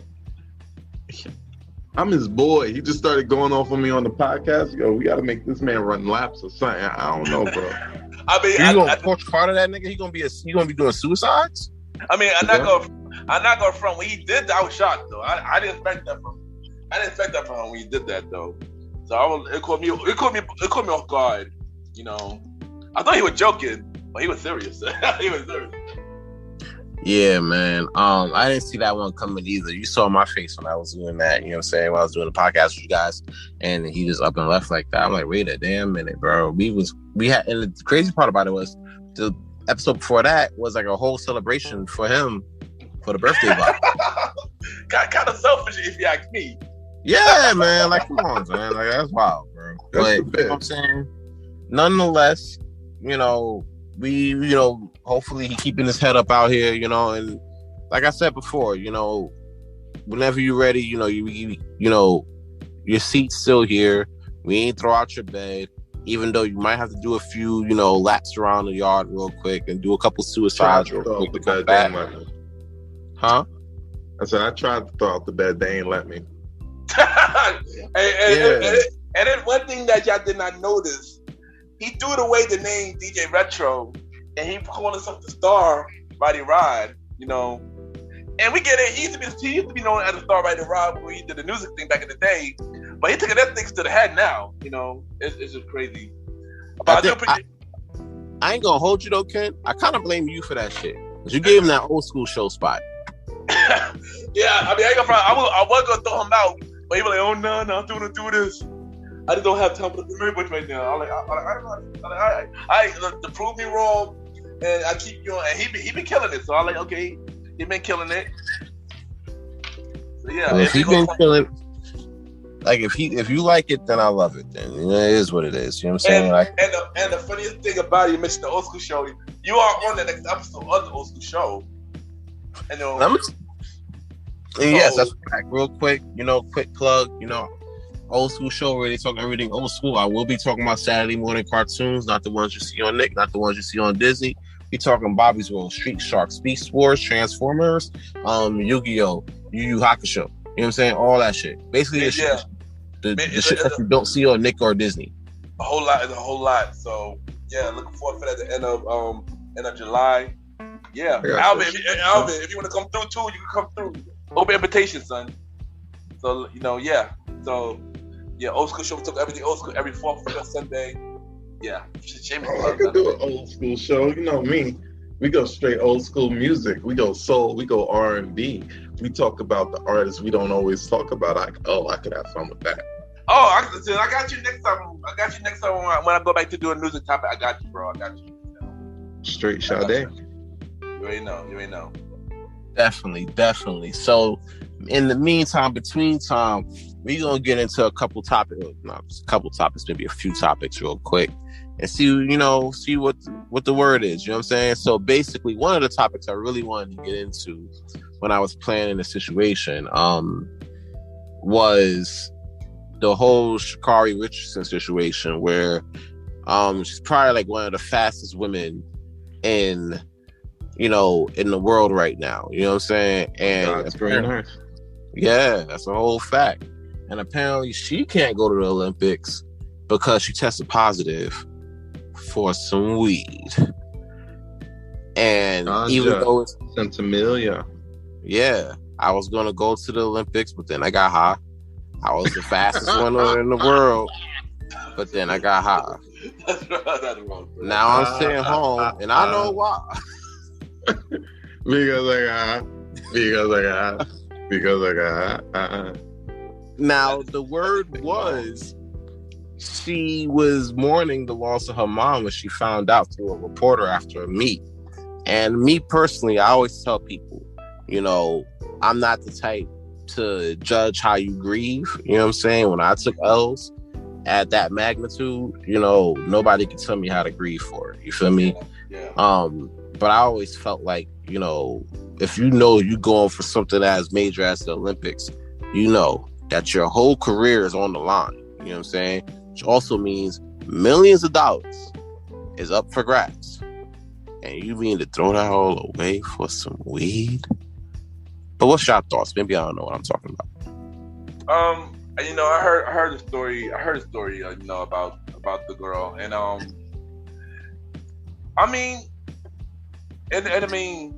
she was grieving. So I kind of get it, but then at the same time, her Olympics was on the line. I get why she did it, but but at least she owned up to it and owned up to her mistakes. Should it be to the point to take off the Olympic completely? I don't think it should have been that way, though. I'm pretty sure a lot of people had done that and they still went on to the Olympics. No, they haven't. Really? I thought one person had, but maybe it might be my mistake. First of all, the person you're probably thinking about is Michael Phelps. Yeah. Olympic gold medalist. They didn't even test him positive. It was an old video of him smoking weed in college. So it didn't even test his blood, and they tried to treat him like he had steroids. Oh, wow, yeah. I want you to understand, this is one of the few cases of equality of treatment that you're going to see between a white man and a black woman in America and in the international stage. They treated them, as a matter of fact, they suspended Michael Phelps for 3 months for a video of him smoking weed. Oh, wow. They didn't have the evidence that he had smoked weed at the race. They still wanted to take his medals. They didn't go that far, but they suspended him for 3 months for smoking weed. He had to go do the whole thing where I'm a celebrity with a problem, so I'm going to rehab. He got no rehab for no weed. He just like any other normal, logical, breathing person, didn't think you could get in trouble for weed you had already smoked. That shit is gone, bro. That's it. It wasn't fresh weed. The nigga ain't been high off the weed in 3 years, and he still lost 3 months of his career. Sha'Carri is getting more than fair treatment. I don't want anybody to try to people are trying to conflate this with the other very real issues, right? Like the African women who their testosterone levels are naturally high, but they're banned from racing. That's a natural asset. But because it's us, I'm not going to say that. I ain't going to jump that far. But I get it. I honestly, I thought it was I said the race thing, right, at the time, but not even. So I have to talk about the particular Afro hats that Black women now can't wear. Mm-hmm. Like I'm telling you, it's a lot. Well, not to cut you guys off, but you're right. There is a lot more as to that. There was a band swim cats that was specifically designed for natural black hair. You had two runners, but not only Cassie Seminaya, which the person that you brought up, the two other best women in that particular event, Christine, trying to get her last name right, hopefully I don't bomb it, Mamba, and Patrice Messling, both Black women who, after Castor was out, they were the best. They were like the second and third best in the world at their event. They had to resign too. You know what I'm saying? And then on top of that shit, Simone Biles is probably the single greatest gymnast of our time, if not ever. She is. She got penalized being the first woman to do a move that I can't even fucking pronounce. I remember. You know what I'm saying? That niggas ain't never seen before. She's the only person that could do it. So did this ice skater. I can't ever call her name, but I'm gonna tell you what she did. She did a backflip in ice skates on ice, a triple rotation backflip, and landed it on one damn foot backwards. I seen that shit, bro. On fucking TikTok. And that was a penalty of her skill. It wasn't that it was an illegal maneuver in of itself. It was a maneuver that no one else could do. Yeah. So it went from like literally she just has to soothe mediocrity at that point. Because that is excellence. How she did that and didn't tear every damn ligament in her knee all the way up to her hamstring was nothing but excellence. Because if I tried anything like that, I was looking at it too long. My knee started twitching. That woman is excellent. But what I'm saying is, all of those things that we just mentioned ain't got shit to do with a shorty smoking weed and getting caught. Yeah. Right? Every one of us is smart enough. Like, if you guys go out for a job that they drug test, we are smart enough to either not smoke or buy whatever the stuff that flushes it out of your system. Yeah. Shout out to Q Herbo 24. So I got that shit. I don't know nothing about that. I'm legal. Hey, look, if they would have canceled me, they should have canceled me at episode 4. We already like 10 in. we neck deep in this bitch now. You know what I'm saying? Like, this graduation day. Right. Oh yeah. But here's my thing, like when it comes on the weed, I never like the shit that's so backwards about the Olympics and shit be between this situation where she was grieving and she was smoking, and the Michael Phelps situation where he was like 3 months when he was like they got him smoking like a 3-month L. You know what I'm saying? That's probably a clip now at best. You know what I'm saying? Like, I never could understand that how you can sit there and penalize somebody who would actually, partake in weed and then still be the fastest woman, in the world. Like, I can't say, I'm keeping a buck with you. Cancel me if you want. Oh, well. During this interview, between part 2, when I was talking with Albert, I was smoking. I bet you every penny in my account right now. I'm not doing a 440. I'm not doing a 100 meter in no 10 seconds off no weed. The only 10 seconds off the weed I'm going to be doing is right to the refrigerator after this podcast. Like, that's it. It's a race. Like I'm racing. I'm not racing for the gold, nigga. I'm racing for hunger.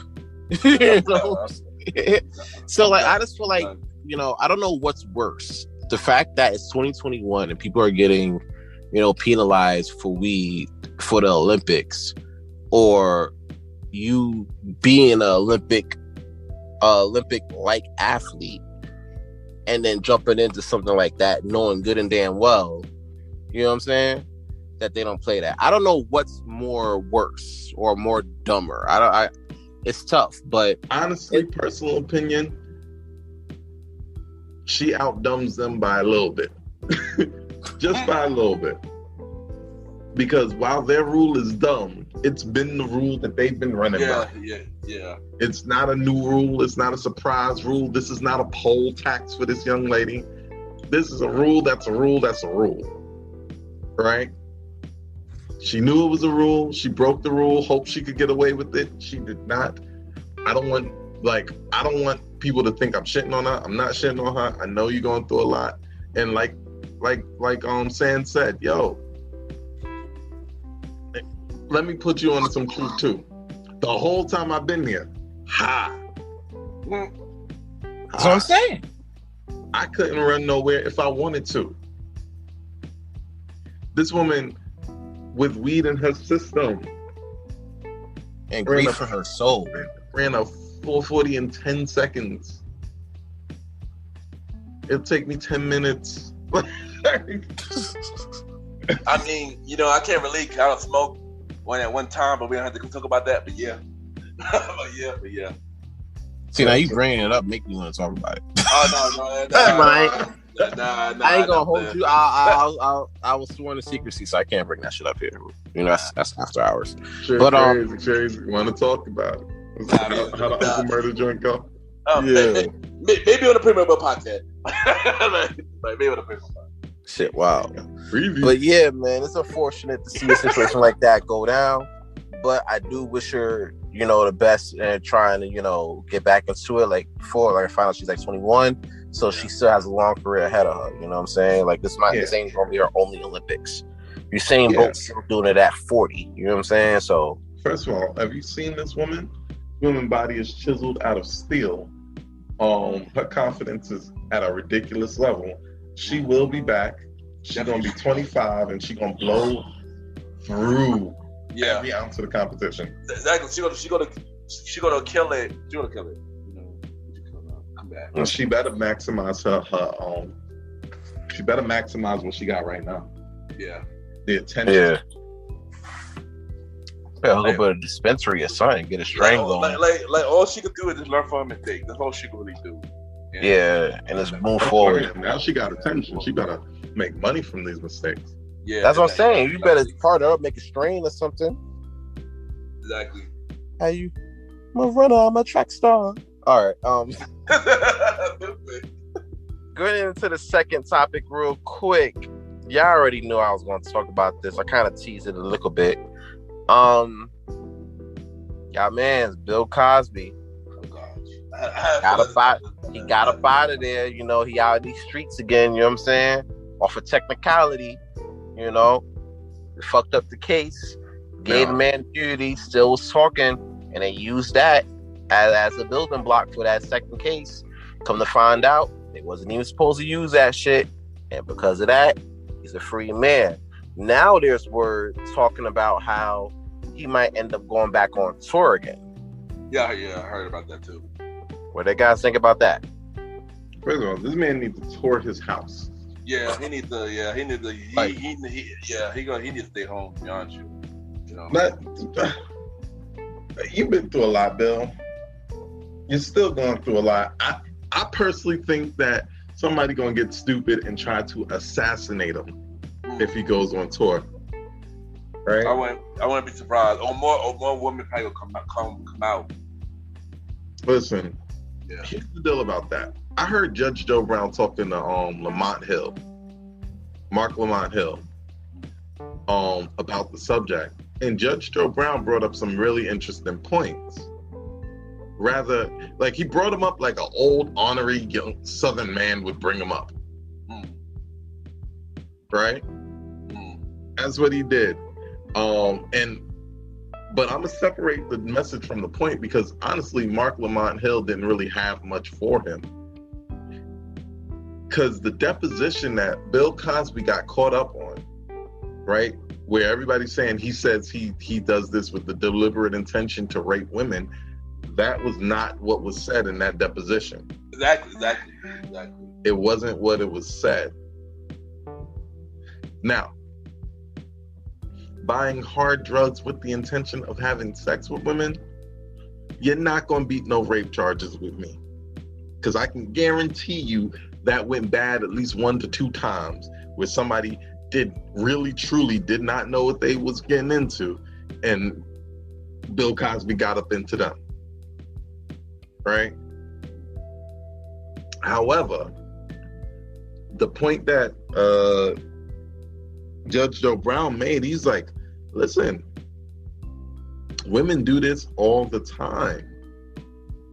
Women go around rich men, sex, drugs, rock and roll, sex, drugs, rap, sex, drugs, NBA, sex, drugs, NFL. Women go to men of power and money and influence all the time with the intent of living that type of lifestyle where they want to be on drugs, where they want to have sex with the superstar, those fast lifestyles. And he feels like that ideal is not being accounted for, and just blindly calling him Bill Cosby a rapist. And there's a lot of people on TikTok. Shout out to the Conscious Lee. Shout out to I Speak 1906. Anthony Highland, I think that's his name. A lot of those guys on TikTok, they get up in arms about it because they're concerned with the idea of rape rather than the actuality of it. All right. Now, this is a touchy subject. This is King Talk, Premiere Boyz Podcast preview. Yeah. I ain't got enough evidence that Bill Cosby is not a rapist for me to jump on that bandwagon. I will not do it. There's too much evidence that, like I told you earlier, I'm sure 1, 2, 3, 4 of these times, that woman really didn't want to have sex. Like, there was no intentionality there. She didn't want the drugs. She might have got the drugs, and then he went out. I'm sure. However, I am also sure about the copious amounts of women who probably came to him, the copious amounts of drugs that was being done all around him. I'm sure about that. So if you got people around you purposely doing drugs, what was I saying earlier? Sex, drugs, and rock and roll, that type of lifestyle. It's like, are we gonna really act like that's not a thing? It is, though. I mean, you think about it like this, right? I feel like this. Now, I was discussing this with a few people at work a couple days ago. I was like, all right, with the whole situation of Bill Cosby, right? I don't believe that large number of women, that he touched all of those women. You feel me? Because, after over a course of time, some of them came out and admitted that, they were lying. You know what I'm saying? Yeah, that's true. That they were just, trying to get some clout or whatever. Janice Dickinson being one of them. Yeah, so right. I knew that. But I also know that it's the 70s. You know what I'm saying? Yeah. And people was doing a lot of crazy fucking shit in the 70s. You know what I'm saying? Like, it was a little raw. People still moving like heroin was safe in the 70s, bro. Yeah. So it's like, for me, I'm like, all right, probably didn't do all that shit, right? But I will say, if there was 5 people in that group that was like, yo, he dead ass touched me though. I was sipping drinks with him. Next thing you know, he was fucking me while eating pudding, and I didn't like it. You know what I'm saying? So, you know what I'm saying? Like, it could have been that. And then next thing you know, things went left. I could believe he probably was fucking a couple bitches while eating pudding, and they ain't like that. You know what I'm saying? I can see that going down. But I can't see him doing that to like 40, 50. You know how many people 40 or 50 or 60 people is? I'm on a block right now, right? And if 40 or 50 or 60 people pull up to this block right now, I'm going to be a little concerned. Matter of fact, scratch that. I'm going to be a lot concerned. You know what I'm saying? Right. I don't got Bango on me. I ain't got no knife. All I got is my phone and my L. I'm fucked. Like, I'm be a lot concerned. You know what I'm saying? So yeah, that's how much 40 to 7. Matter of fact, clap 70 times and you tell me you don't get tired by 57. You know what I'm saying? That's a lot of fucking people, bro. But I could see himself doing that shit to like 5 or 6 people. And honestly, in the conversation they had after he got immunity, he was able to speak on the shit. He did say he did that shit. That's what they charged him with in the first place, or quote unquote charged him with. You know what I'm saying? So wait, it looks great. He actually said plain outright, I admit to giving pills to women with the intention of raping them. Not in that paraphrase, like not exactly. No, because that the intention of rape is rape. If he says that, boom, right? Yeah. Versus the intention of having a drug-fueled sex time, right? Because if that's the case, then I have to worry about like passing my girl a L before we have sex. And honestly, I worry about that shit too. But I mean, granted, like if it's your girl and y'all been smoking for a good minute, you know what I'm saying? That's one thing. If you with a random and y'all smoking, yeah, that'll be something to worry about. Especially nowadays when you have Me Too being the wave that it is. You know what I'm saying? There's certain things you can't do now that you were able to do, 5 years ago. And I'm not talking about rape, but I'm just saying in terms of approaching females in a certain manner, you can't do that shit now. You know what I'm saying? It's a different time. Right. So yeah, if you with a random and you passing the L and then y'all both fall asleep on the couch, you know what I'm saying? And then you wake up and then shorty blouse is a little bit opened or whatever. You don't remember if you opened it or not. You high. You know what I'm saying? So it's like that's where it gets a little dicey. That's why I said, like, yo, situations like that, you gotta be careful because you already know, like, law in the courts is not on the men's side, but especially on black men's, it's not, especially on black men's side. You know what I'm saying? So we really, as a community, we really gotta be big careful when it comes down to shit like that. Yeah, agreed. We do. Like, I move more carefully with women than I generally ever have, and it's just because I don't want anybody to think that I'm trying to put pressure on them in any crazy way. Like, we make some jokes and stuff, but like, let's make no doubt about it. Rape, sexual assault, that stuff is serious. Yeah. Like, it's not a game. Like, I don't want anybody to feel like they've gotten that from me. On the reverse side of that coin, I need to understand that, there needs to be, I don't want there to be a system set up where a shorty getting mad at me could equal a rape charge. Yeah. I want you to understand that, because if you put the way it is there, right? If we both get high, we both wind up having sex. If you can't consent while you're high, who was raped and who wasn't? And that's the thing. That's where it gets wild dicey, because exactly. And we don't need it to be. Something as important as this, we do not need to be dicey, right? Especially when it really could fuck up your whole situation. You know what I'm saying? When you sit there, especially when you're as big as a Bill Cosby, and he was already, at the time when the shit came out, he was already getting backlash for telling dudes to pull their pants up. You know what I'm saying? And trying to tell black people what to do. You know, we don't like being told what to do. That's so fact, we don't. So in the midst of that, no accountability. Yeah, he tried to be American. He's trying to be out here being America's dad, and we're not fucking with it because we're a new generation, and we're not trying to hear that shit. And then now you're seeing this, and I'm like, well, shit, it's looking all bad. And then you got it's not like, let's be clear, he didn't beat the case. This was a technicality. You know what I'm saying? He took that L and walked upstream. Yeah. Like, he got hot dogs thrown at him in jail. You did not win. Hot dogs. It was more like Jello. No, it really was hot dogs. Oh, no, that ass? Yeah, I wasn't joking. That's not a joke, man. They hit that nigga with glizzies. Bad. Hey, yo, he was Bad. he was a glizzy receptacle. Oh my god. That's wrong. Glizzy. Call that nigga.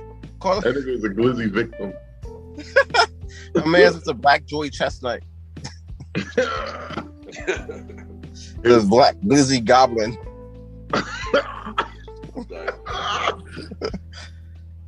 I gotta put that down.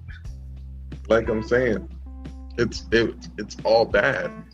But I need everybody to also understand, like, I do. I need everybody. I need you to understand that, like, we want this type of stuff set in stone, right? We want a straight rule, a straight way that this thing can be thing. Like, can we just not have sex on drugs? Who's gonna regulate that? That's the thing, though, and that's the problem because a lot of I ain't gonna hold you, not all, but some ladies like to get a little high before they get hit with a glizzy. You feel me? Like some of them do. Not all of them. I'm not saying all. I'm not saying most, but some, in my experiences, like putting one in the air before. You know what I'm saying? They catch one. You know what I'm saying? They catch one. So it's like, how do you do? You know what I'm saying? How do you watch something where other people are, you know, partaking that you could potentially fuck? You know what I'm saying? Like, how do we combat that? And in the midst of all this, on top of all that, on top of him getting hit with glizzy in jail and him getting out on the technicality and all that, now he's talking about, oh, I want to go on tour. Like, what the fuck, bro? Like, you gotta sit your ass down somewhere, boy. Like, who's going? Who's gonna go? Because I don't think that's a good idea, to be honest, yo. That's not good. It's not a good idea because, like we just said, he lost a rape case. Yeah. Like I said, you can't in no way come to me trying to be the damn morality police after losing a rape case. Absolutely not. Nigga, beat your charges first. Yeah. You try to come pulling up my pants. You done raped somebody. You need to pull up your pants. Facts. Fuck. And you know what? Let's say Mr. Cosby didn't rape nobody, because this might be called defamation. So all of this is alleged, right? Yeah. Let's say he didn't. Here's a few things that we absolutely know are true, right? We know that he supplied young women with drugs, right? Potentially dangerous drugs. We know he cheated on his wife several times, even damn near into the 2000s. Yeah. In the 99 and the 2000. Right. He was looking for some DACA. Right? Right. So let's take the allegation. Let's take the rape allegation off the table. You still can't be my morality police when you're just a drug peddling, what's it called, adulterer. On the low end. Oh, a lying drug. No, you can't try to put me on morality street. You can get the whole dick. Absolutely not. And mind you, like I said before, that's just on the low end. That's just saying if he didn't do that shit. I'm already saying like, yo, he probably did at least 5 of them shits. In the 7, you know what I'm saying? So it's like, ain't no way you gonna tell me to get my grade point average up and you out here smashing shorties off the Molly and the pudding and shit. You feel me? Like, talking about, oh, here, try some of this special flavor banana pudding. And next thing you know, you wake up with his Muppet face on top of you and shit. Looking like Grover. Looking like he's doing the dance from the 7th season. That shit going to court one time too. I saw a video when he was sitting there, him and his attorney was walking, and he hit the back step like, ooh, Yeah, you know what I'm saying? Like, that video went viral.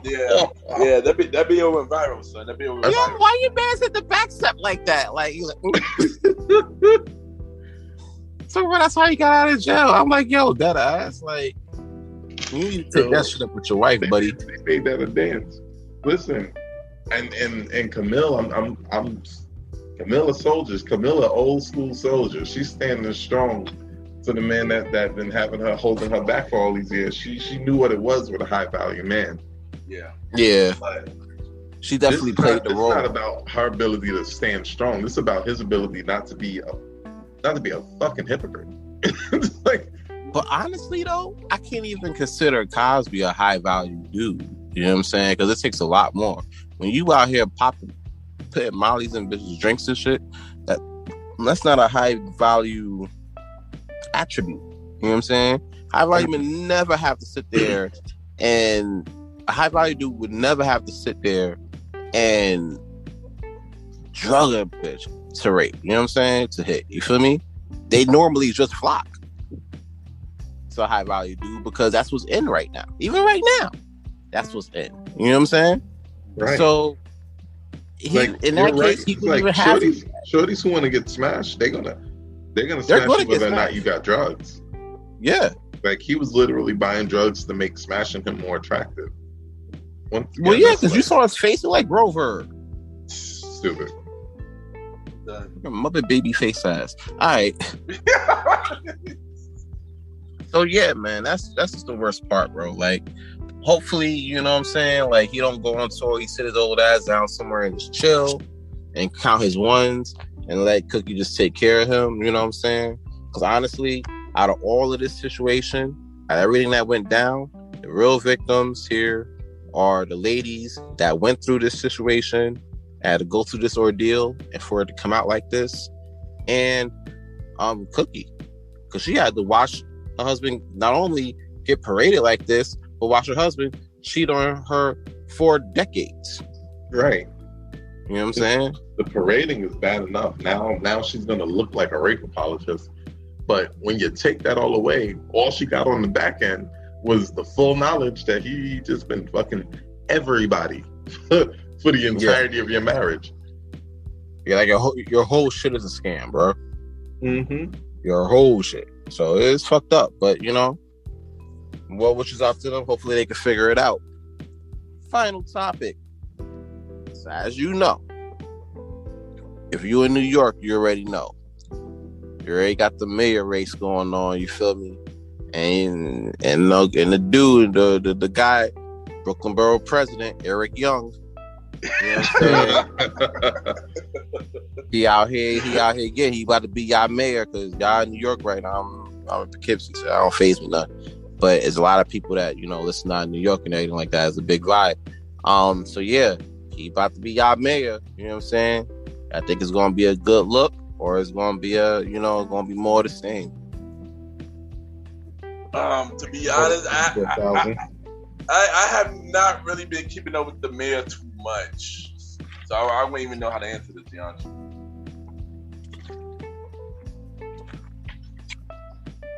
Where you at with it? I'll take more of the same for 2000. There you go. That's like, gonna be.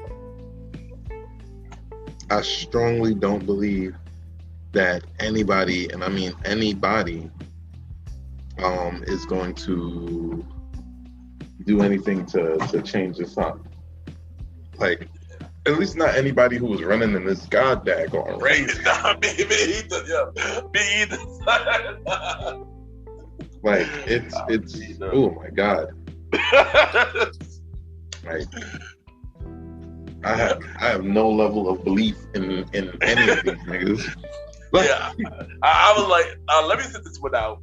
All right, so all bad.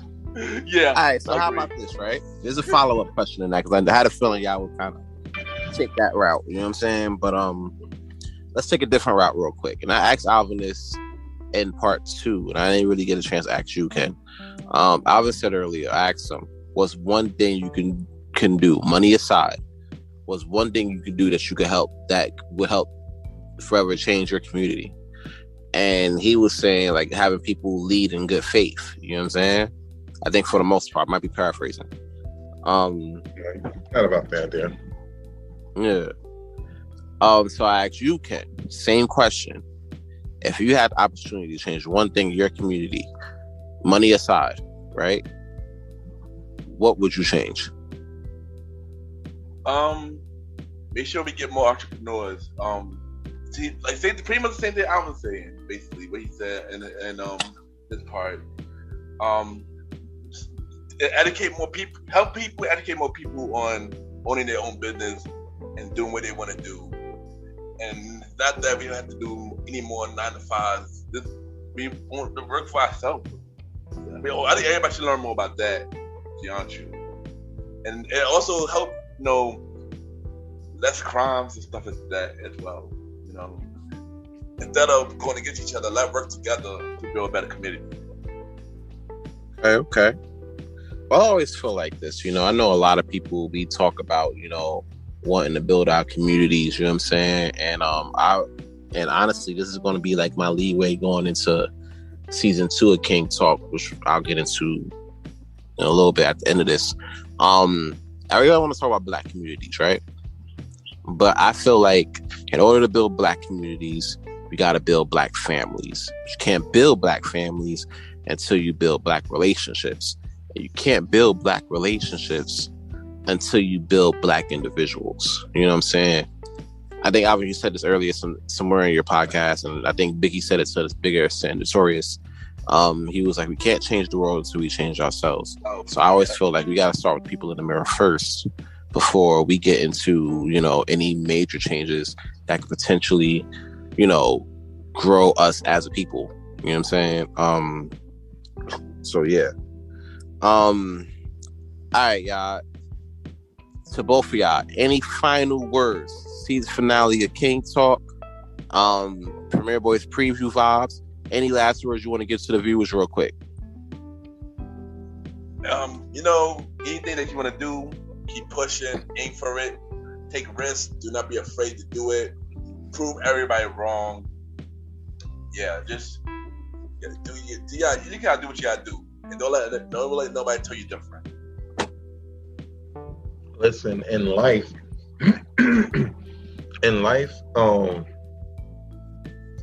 you either go after what you want or you don't get it.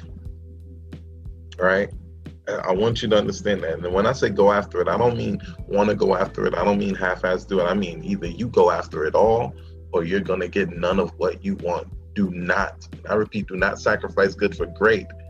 And you're going to have to get that great, and you're going to have to make it so obvious, so plain, so clear. Better yet, you're going to have to make it undisputed that it's yours. Yeah. And also, don't underline your potential.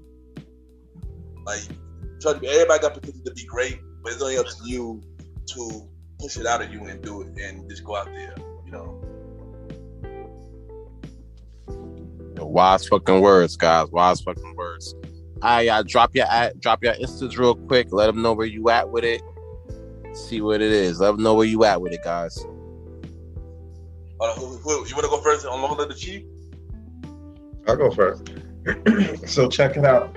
You can find me at They Call Me Malimal. I'm not going to insult your intelligence. You can spell they. You can spell call. You can spell me. So They Call Me MALI. And I'm on everything like that, okay?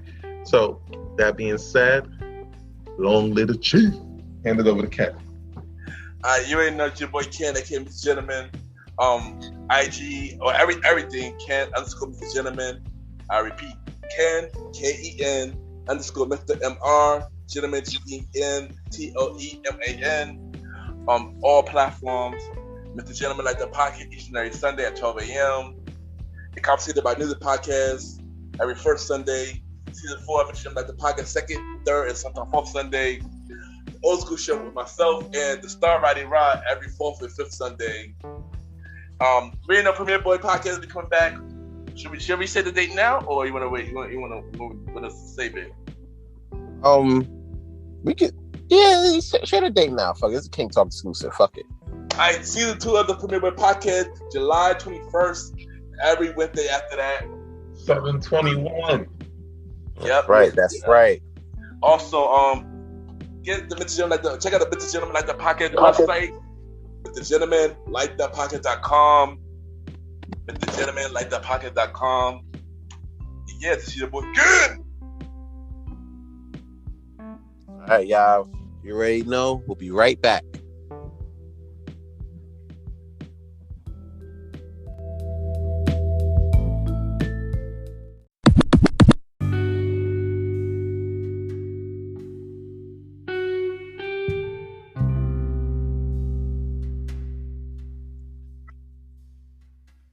Damn, y'all. This has been it, man. Yeah. That was the season finale. You know what I'm saying? King Talk with Aaron Sands. Doing a little different vibe here for the outro. You know, this is a season finale after all. You know, I just want to end on a positive, dope vibe note. I want to thank everybody who came on for season 1, Premiere Boyz Podcast, everybody from Roddy on the first episode, my babe, which is now my fiance, on the second episode, even and now, Ken Gentleman, along with the Chief Malimal. You can see him on Premiere Boyz Podcast. Malimal come on here dropping dope fucking gems. And honestly, you know, it really was what needed right now, you know? Somebody got to speak truth to power, and if it ain't going to be us, then who? You know what I'm saying? That's one thing I learned about, you know, doing this season. You know what I'm saying? I want to thank also honorable mentions. I want to thank Bill Gates. I want to thank Joe Buttons. I want to thank Sweetie and Quavo. I want to thank Derek Jackson for giving me the content that I needed to get through this season. You know what I'm saying? A lot of shit went down during this season, and honestly, I was glad to be able to give y'all my thoughts and my ideology behind a lot of this, and tell y'all how a lot of the stuff that we see every day in the world that we live in, you know, affects us on a daily basis, because a lot of the shit that we see out here see other people going through, we could definitely be going through that shit in our own, you know, in our own lives. You know what I'm saying? Also, I want to dedicate this first season of King Talk with Aaron Sands, you already know, to the big sis Tab. We love you. We miss you, man. Real talk. If it wasn't for her, there wouldn't be no Confident Me. And if it wasn't for a Confident Me, there wouldn't be no King Talk with Aaron Sands. So all of that is owed to her, honestly. So, you know, rest in peace, you know, not rest in peace, but, you know, rest in paradise. You know what I'm saying? We're going to keep it rolling. We're going to keep it rocking for you. You know what I'm saying? You already know. You can follow me on Aaron Sands Premiere. That's AARONSANDSPREMIERE. Season 2, Premiere Boyz Podcast. Coming up, July 21st. You already know what it is. Each and every Wednesday, we back at it again. You know what I'm saying? Proud to be back at it with the bros. It was fun doing this for a little bit by myself, but can't wait to get back at it with the bros. Also, if you're in the New York City area this weekend, or any other weekend for that matter, on a Saturday, and you're trying to look for some fun, you know, you're trying to turn up with your crew, whatever, come through, link us up at Taj, Best Saturday Party, 48 West 21st Street between 5th and 6th Avenues. Table reservations only. So DM me if you want to get them table reservations jumping. You already know the vibes for that. Yeah, King Talk Season 2 probably will be back in the fall. We'll see. You know what I'm saying? Keep an eye out on my page for that as well, you know? But it's been a fun ride so far, you know? We'll see what Season 2 comes up with, you know? We'll see what Season 2 has in store for us, and we'll see what Premiere Boyz Season 2 has in store for us. But check us out on all of those platforms. And yeah, it's your boy Aaron Sands. It's been lit. Drive safe. You know, stay safe. You know what I'm saying? Wash your damn hands. Have a good night. One.